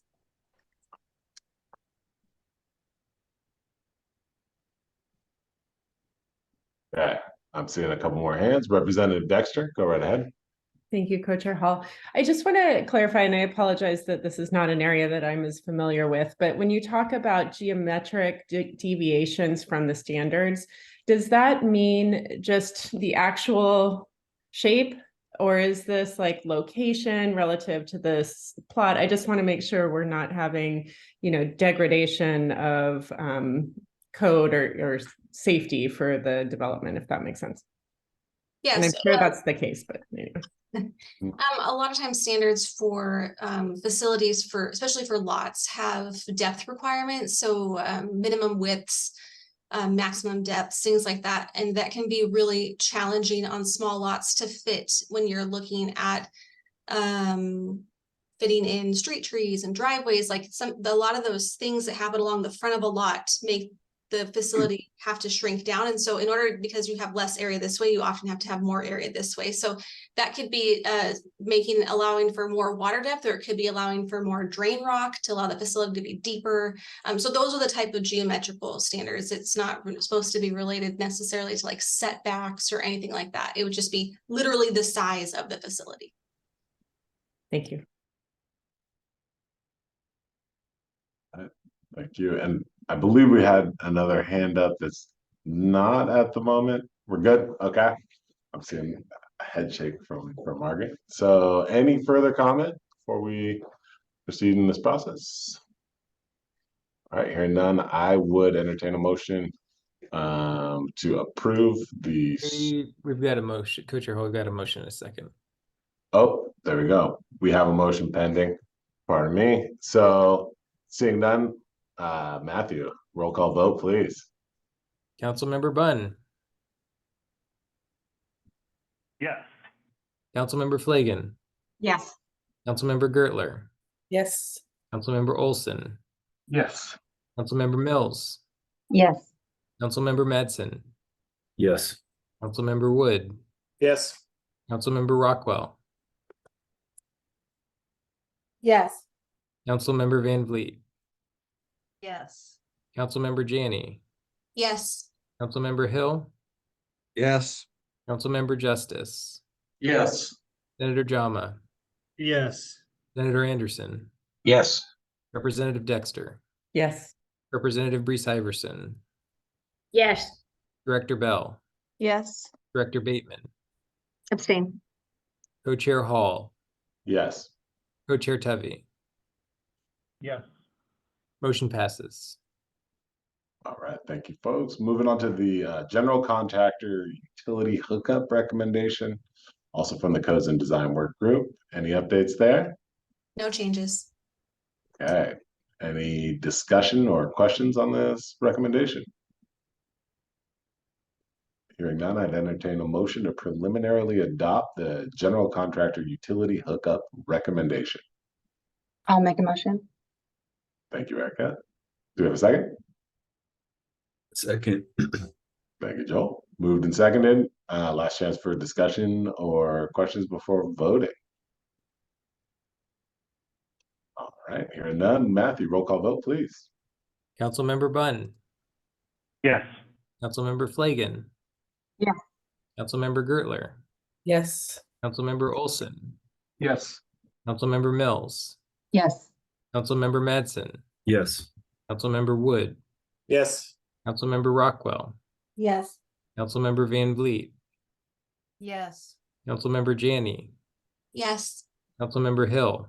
Yes. Councilmember Justice. Yes. Senator Jama. Yes. Senator Anderson. Yes. Representative Dexter. Yes. Representative Brees Iverson. Yes. Director Bell. Yes. Director Bateman. Abstain. Co-Chair Hall. Yes. Co-Chair Tevy. Yes. Motion passes. All right, fantastic. Let's move on to the recommendations we have from the Finance Working Group. We have an outside transaction counsel for OHCS recommendation. Finance Group, any updates or context on that? No updates from what was previously submitted, Mr. Chairman. As a brief reminder, I'm going to sound like a broken record on this, but we have piled work onto OHCS this last few years. This recommendation helps get them the tools to get that work done efficiently. So it's really about streamlining their process and getting them the resources they need to be effective at their job. All right, much appreciated. Questions or follow-up before motion? Director Bell, go right ahead. Thank you, Co-Chair. Appreciate that. Appreciate the note, Councilmember Bunn. I think just as a reflection, this seems to be, I think, in spirit, maybe not whole of plain text, in alignment with an earlier recommendation that the agency put forth. I think nearly when we began convening, I think there was certainly a recommendation for consideration. So I appreciate the alignment there, just as a point of order and for nothing else, given just the altitude of detail that we're all diving into here. I think we see a lot of value, a lot of potential value in seeking outside counsel, with the acknowledgement that it would have to, very much like the HFA recommendation or the earlier recommendation on that we talked about, it would probably require its own level of pre-analysis, just so that we're not making assumptions about what getting really clear about the problem that we're trying to solve for, just in general, when we say efficiencies or other things, so that we can get very clear about that. And then I think also just recognizing when we talk about length of time, either way it goes, the agency, just like any other state agency, would still have to get legal sufficiency, which is separate and apart from whatever tool they are seeking legal sufficiency on. So separate from the tool, the actual legal sufficiency that would be sought. And then I think, just to play devil's advocate to the degree I can here, recognizing that I would imagine some of the timeliness of any pursuit of legal sufficiency, I would imagine, has something to do with how many edits go back and forth to whatever something is that, and that wouldn't be necessarily attributed to who is administering the legal advisement itself. So just for whatever it's worth, to play some devil's advocate, but appreciate the responsiveness from the group on this recommendation. Thank you, Director Bell. Representative Dexter, go right ahead. I think my hand's still up. I apologize. Oh, all right, no problem. No apologies necessary. Any follow-on before we talk about a motion? Okay, seeing none, I'd accept a motion to preliminarily approve the outside transaction counsel for OHCS recommendation. I would make a Mr. motion Chairman, I to, move to. All right, I think we've got a motion from I'll second Robert. it. Oh, we got a motion from Daniel, a second from Robert, and a whole lot of deferring to each other simultaneously. But we'll just move along. We got that motion in a second. Further discussion? All right, hearing none. Matthew, a roll call vote, please. Councilmember Bunn, Yes. Councilmember Flagon, Yes. Councilmember Gertler, Yes. Councilmember Olson, That's a nod and a thumbs up. Councilmember Mills, Yes. Councilmember Madsen, Yes. Councilmember Wood, Yes. Councilmember Rockwell, Yes. Councilmember Van Vliet, Yes.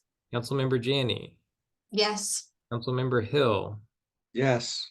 Councilmember Justice, Yes. Senator Jama, Yes. Senator Anderson, Yes. Representative Dexter,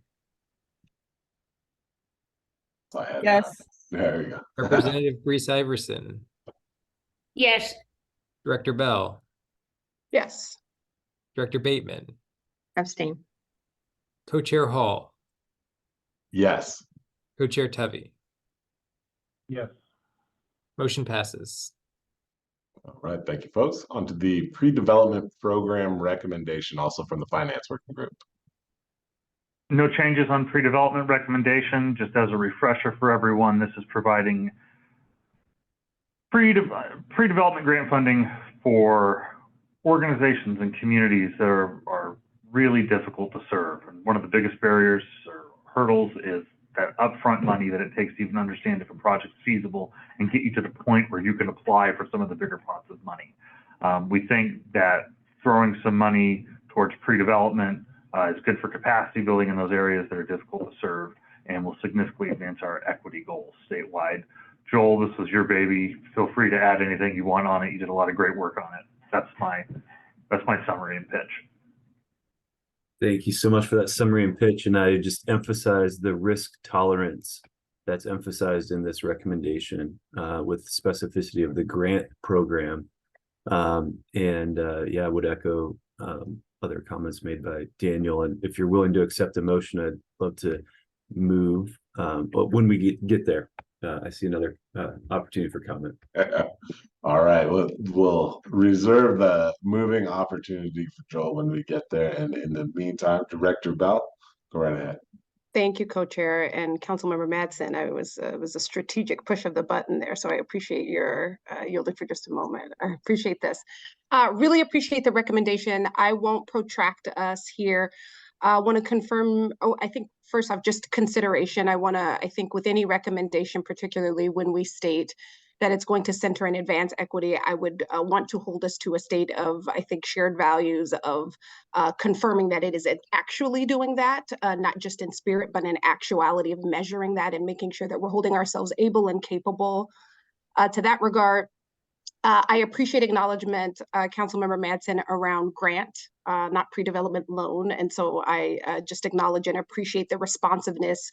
And I'm sure my fellow council members acknowledge that, but I think that that is a really important distinction, particularly when we are seeking to and center to advance the needs of our small towns and rural communities. That provision of a grant is particularly important, and I think really important, particularly when we think about financial health. And so I appreciate the thoughtfulness of that. I do want to just clarify, this is sort of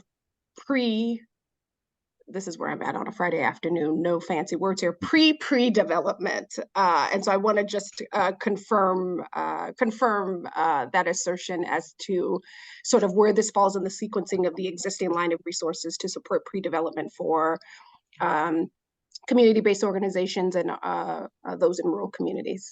Thank you. The pre-development is consistent with what we discussed in the work group. It's not tied to having a specific site already under control. It's, hey, we're an organization, this is our mission, this is the need. We want to attack it, but we want to make sure we're doing it right so that we can apply for funding. That's the level that it needs to be at. And to echo what everyone said, it has to be a grant, because when you make it a loan, it colors the decision-making from the recipient and also from the subsequent awarding agency to want to make good on that loan. These are relatively small dollar investments with the potential to pay large return. We need to be comfortable taking a little bit of risk, provided we put the right sideboards on who's receiving it.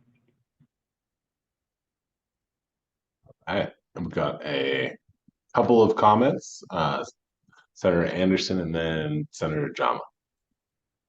Yeah, thank you, Chair. Just a clarification. I like the pre-development aspect in the grant. No problem there. I'm looking for clarity when I read support small, rural, and culturally specific, not for profit. Can you explain what a large nonprofit might be? Because in my world, it's typically a small guy anyway, but I'm looking for clarification. As I go further down, I see an and or starts appearing. So I'm trying to figure out if the punch card, you have to have all three, or one of the three. How do you qualify for this grant? We went back and forth on that when we started. We said, well, it should be open to everyone. And then we ran into the realities of there's only going to be so much money to go around and how to prioritize it. My reading, members of the committee jump in and slap me if I'm wrong, is that you don't need to be small, rural, and culturally specific. It's any one of those three categories. You can be a small nonprofit in Portland. You can be a mid-sized, culturally specific organization. That's how I read the syntax and the sentence construction and what I think is consistent with what we talked about. Joel, does that square with your thoughts? I would agree with Okay. your sentiment, and if I may add also, I mean, the experience at Oregon Housing Community Services to really dive into kind of programming, you know, that wasn't our charge in these recommendations, is to, you know, get through the nitty-gritty of the who and the how. But the spirit of this is to intentionally target it to those smaller, rural, and culturally specific organizations, which I think Director Bell could attest to. That's kind of a focal point of the department, to reach more rural and culturally specific organizations throughout the state. And part of the problem that we're trying to address is getting funding, LIFT, LIHTC, whatever, is very, very difficult. It's a complex, involved process. The big organizations are good at it. The small organizations are shut out just because they don't have the capacity to even get a competitive application together. I can pick on Ivory because she's not here, my co-chair, I don't think. She runs a fantastic nonprofit in Portland Metro, and they're big. She doesn't need any grant help. That's not who this is for. That's why we crafted it like this. We're trying to make it so that organizations that have a difficult time getting a shot at existing programs can be more competitive, and we can get a better spread or a more equitable spread on whatever resources are made available through a competitive process. Just a follow up, you know, I guess looking at, you know, we use the word cultural specific a lot, and I'm coming from a concern where the nonprofit may not be, you know, on the coast, I need a nonprofit developer first and foremost, and my clientele is mixed. And I would, I find difficulty in finding a cultural specific nonprofit housing developer. So I'm still wrestling with what I'm looking for that would qualify, because I definitely need affordable housing, and I need the capital or the pre-development grant and all that stuff. So I'm trying to listen and hear how you're eliminating, you know, my area of Oregon. We're not eliminating you, Senator, because I think you qualify as rural, and I think most of your constituent jurisdictions qualify as small, so I think you qualify on 2 out of the 3 buckets. When it comes to culturally specific, a lot of that flows from direction from the legislature. If you look at the enabling statute for LIFT, there's a lot that flows through culturally specific. We leave that to the wisdom of the legislature to determine how those funds should be allocated, and I'm probably not qualified to speak on that.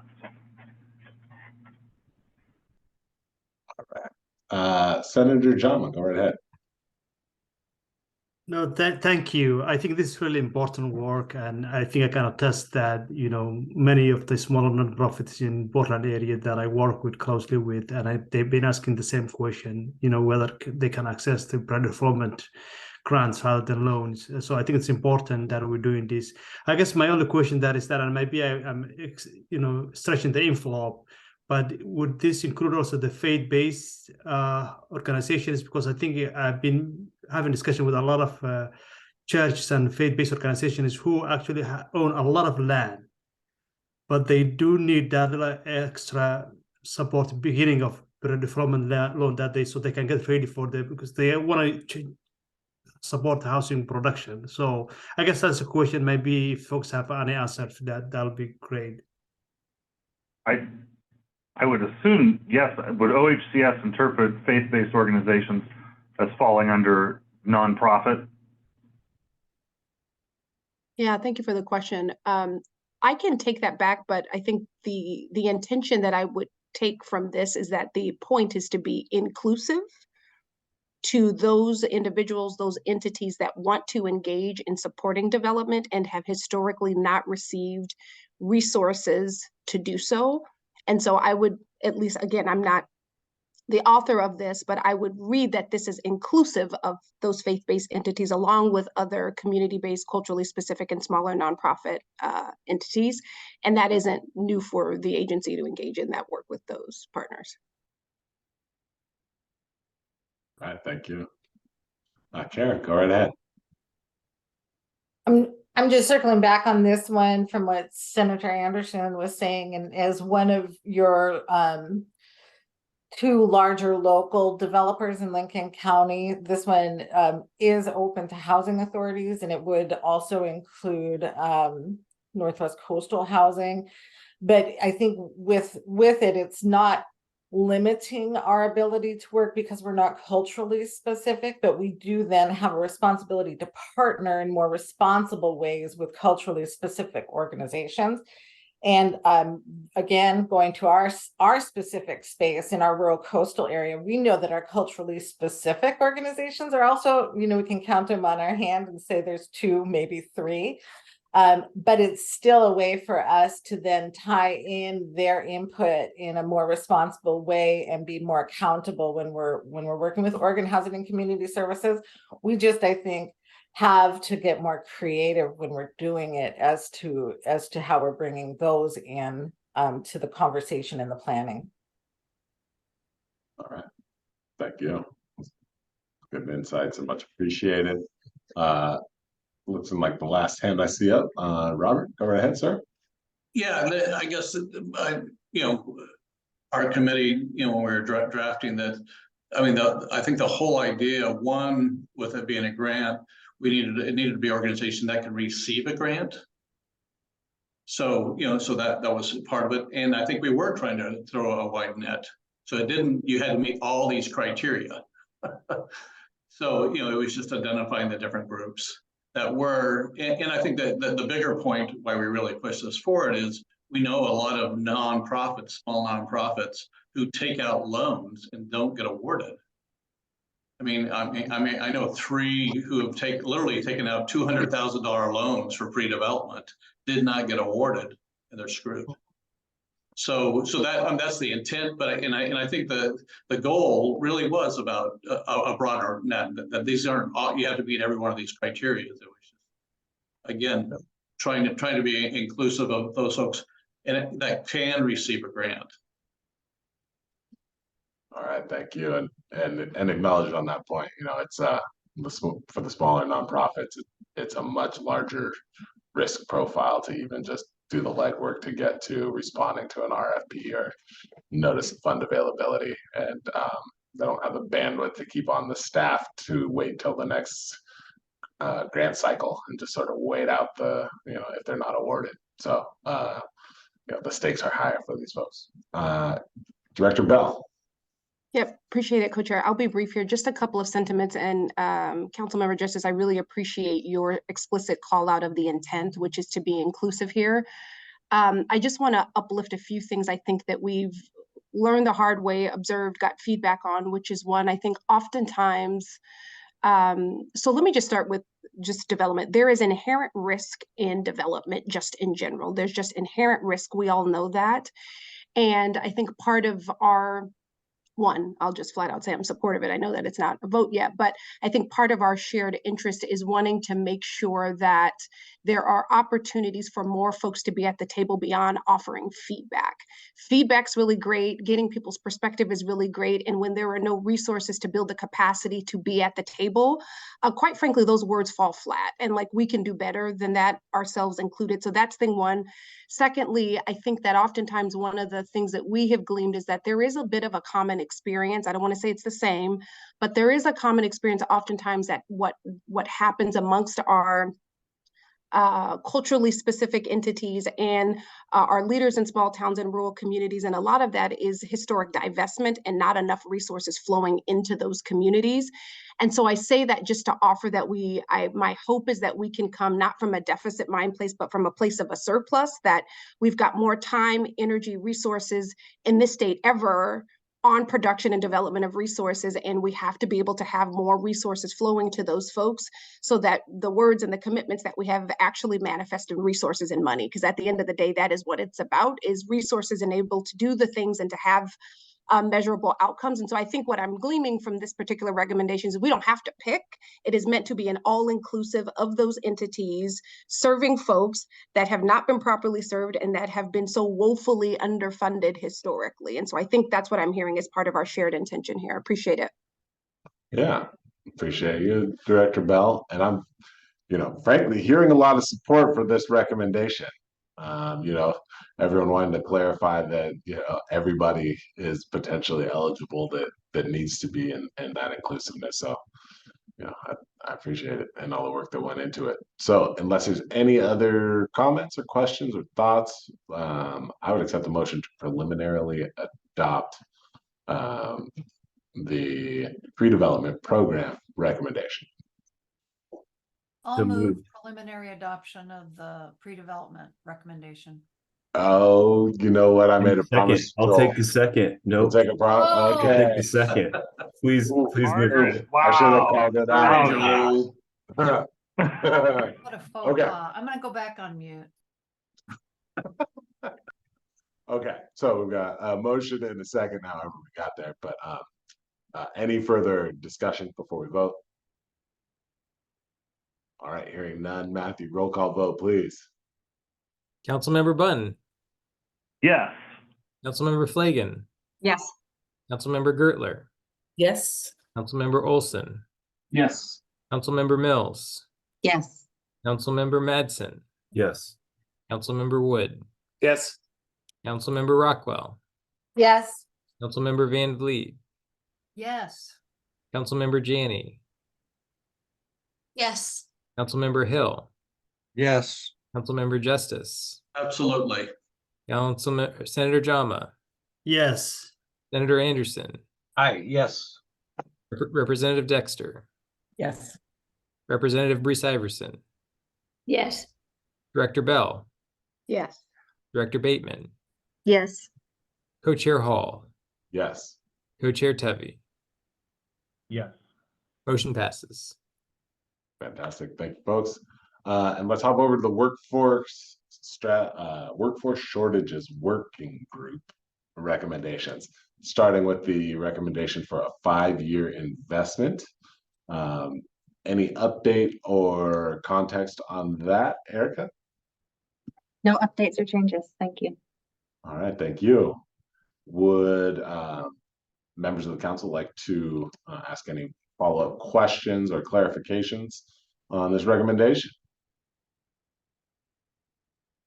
Yeah, I'm not seeing any hands. I would entertain a motion to preliminarily adopt the recommendation for a 5-year investment.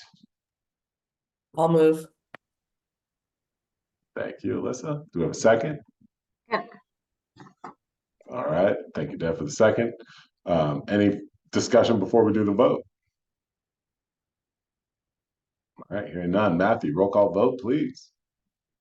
Councilmember Bunn, Yes. Councilmember Flagon, Yes. Councilmember Gertler, Yes. Councilmember Olson, Yes. Councilmember Mills, Yes. Councilmember Madsen, Yes. Councilmember Wood, Yes. Councilmember Rockwell, Yes. Councilmember Van Vliet, Yes. Councilmember Janney, Yes. Councilmember Hill, Yes. Councilmember Justice, Yes. Senator Jama, Yes. Senator Anderson, Yes. Representative Dexter, Yes. Representative Brees Iverson, Yes. Director Bell, Yes. Director Bateman, Yes.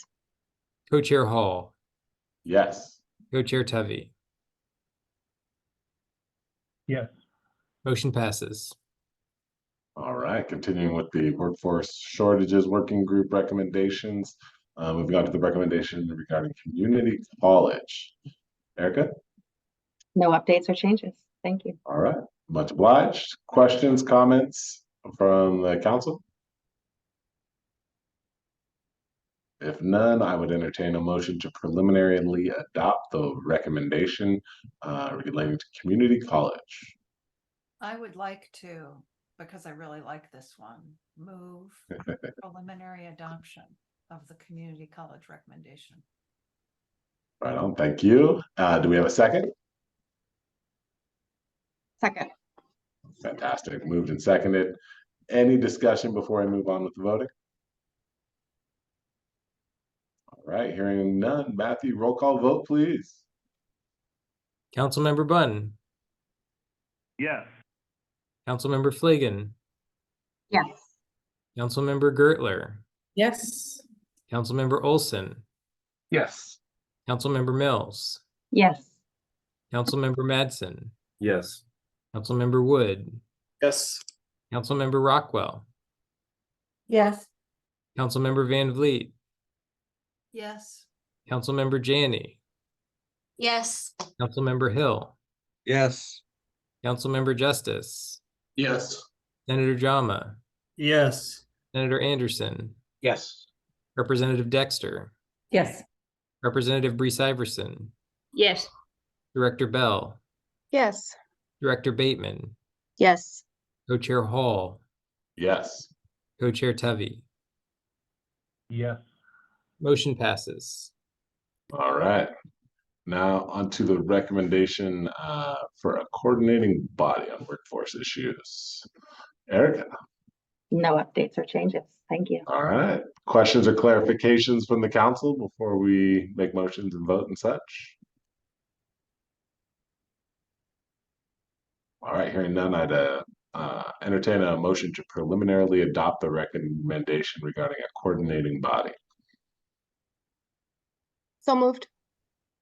Yeah, do we have a second? I'll second. Fantastic. Moved and seconded. Any discussion before we vote? Hearing none. Matthew, roll call vote, please. Councilmember Bunn, Yes. Councilmember Flagon, Yes. Councilmember Gertler, Yes. Councilmember Olson, Yes. Councilmember Mills, Councilmember Mills, Yes. Sorry. Yes. Councilmember Madsen, Yes. Councilmember Wood, Yes. Councilmember Rockwell, Yes. Councilmember Van Vliet, Yes. Councilmember Janney, Yes. Councilmember Hill, Yes. Councilmember Justice, Yes. Senator Jama, Yes. Senator Anderson, Yes. Representative Dexter, Yes. Representative Brees Iverson, Yes. Director Bell, Yes. Director Bateman, Yes. Co-Chair Hall, Yes. Co-Chair Tubby. Yes. Motion passes. All right. Thank you, folks. Moving right along to our third recommendation from the workforce shortages, pardon me, our fourth recommendation from the workforce shortages working group, recommendation regarding employer compensation. Erica, any updates? No updates or changes. Thank you. All right, thank you. And any questions or follow-up from the council? Not seeing any hands going up. I'd accept a motion to preliminarily adopt the recommendation regarding employer compensation. I'll move preliminary adoption of the recommendation on employer compensation. Thank you, Margaret. Do we have a second? I'll second. Ooh, that was close. I'm not sure if it was Representative Dexter or our working group. The Chair. representative can have it. Thank you. Fantastic. All right. Note that in the minutes, please. All right. Any further discussion before we get on with the voting? All right. Hearing none. Matthew, if you would take us through a roll call vote, it would be much appreciated. Councilmember Bunn, Yes. Councilmember Flagon, Yes. Councilmember Gertler, Yes. Councilmember Olson, Yes. Councilmember Mills, Yes. Councilmember Madsen, Yes. Councilmember Wood, Yes. Councilmember Rockwell, Yes. Councilmember Van Vliet, Councilmember Janney, Yes. Councilmember Hill, Yes. Councilmember Justice, Yes. Senator Jama, Yes. Senator Anderson, Yes. Representative Dexter, Yes. Representative Brees Iverson, Yes. Director Bell, Yes. Director Bateman, Yes. Co-Chair Hall, Yes. Co-Chair Tubby. Yes. Motion passes. All right. And last but not least, we've got a recommendation about the housing production core concept. Anything to update on the recommendation? Erica? No updates or changes. Thank you. All right. Thank you. Any comments, questions, clarifications from the council? Seeing none, I'd accept the motion to preliminarily adopt the recommendation regarding the housing production core. I'll move that we adopt the recommendation. Second. All right, moved and seconded. Any further discussion before voting? Matthew, please take us away. Councilmember Bunn, Yes. Councilmember Flagon, Yes. Councilmember Gertler, Yes. Councilmember Olson, Yes. Councilmember Mills, Yes. Councilmember Madsen, Yes. Councilmember Wood, Yes. Councilmember Rockwell, Yes. Councilmember Van Vliet, Yes. Councilmember Janney, Yes. Councilmember Hill, Yes. Councilmember Justice, Yes. Senator Jama, Yes. Senator Anderson, Yes. Representative Dexter, Yes. Representative Brees Iverson, Yes. Director Bell, Yes. Director Bateman, Yes. Co-Chair Hall, Yes. Co-Chair Tubby. Yes. Motion passes. All right. Great work, folks. Well, that finds us at the end of our agenda. Frankly, we're at the end of our recommendations. The substantive portion of this process, which is, 95% of the process, I think is behind us. And, I can't give short shrift to, the amount of work that went into this. There's a reason that the majority of these recommendations were passed with, something that was or was near consensus. It's because of the work that went into having conversations, interviewing with SMEs, creating the working group, conditions for everyone to have a debate about what is the best policy to go in these recommendations.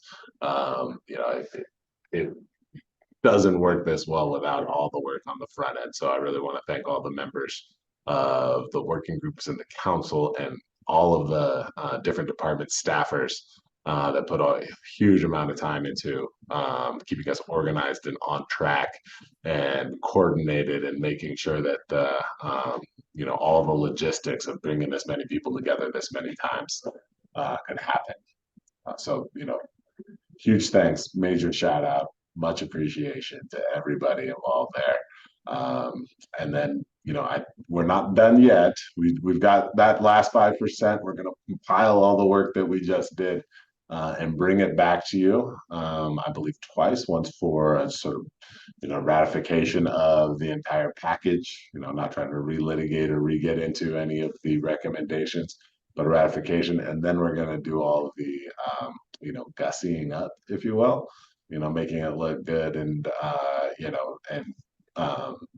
all of these recommendations have been available on the HPAC website, but we want to have something that's more approachable to, from the public and more user-friendly than just a list of recommendations. So we're going to be compiling a report for you guys. And then there's details on that and some timing as far as when we're going to be setting the meetings coming up and those next steps. Matthew, if you want to take us through those before we end the meeting. Yep, thank you, Co-Chair Hall.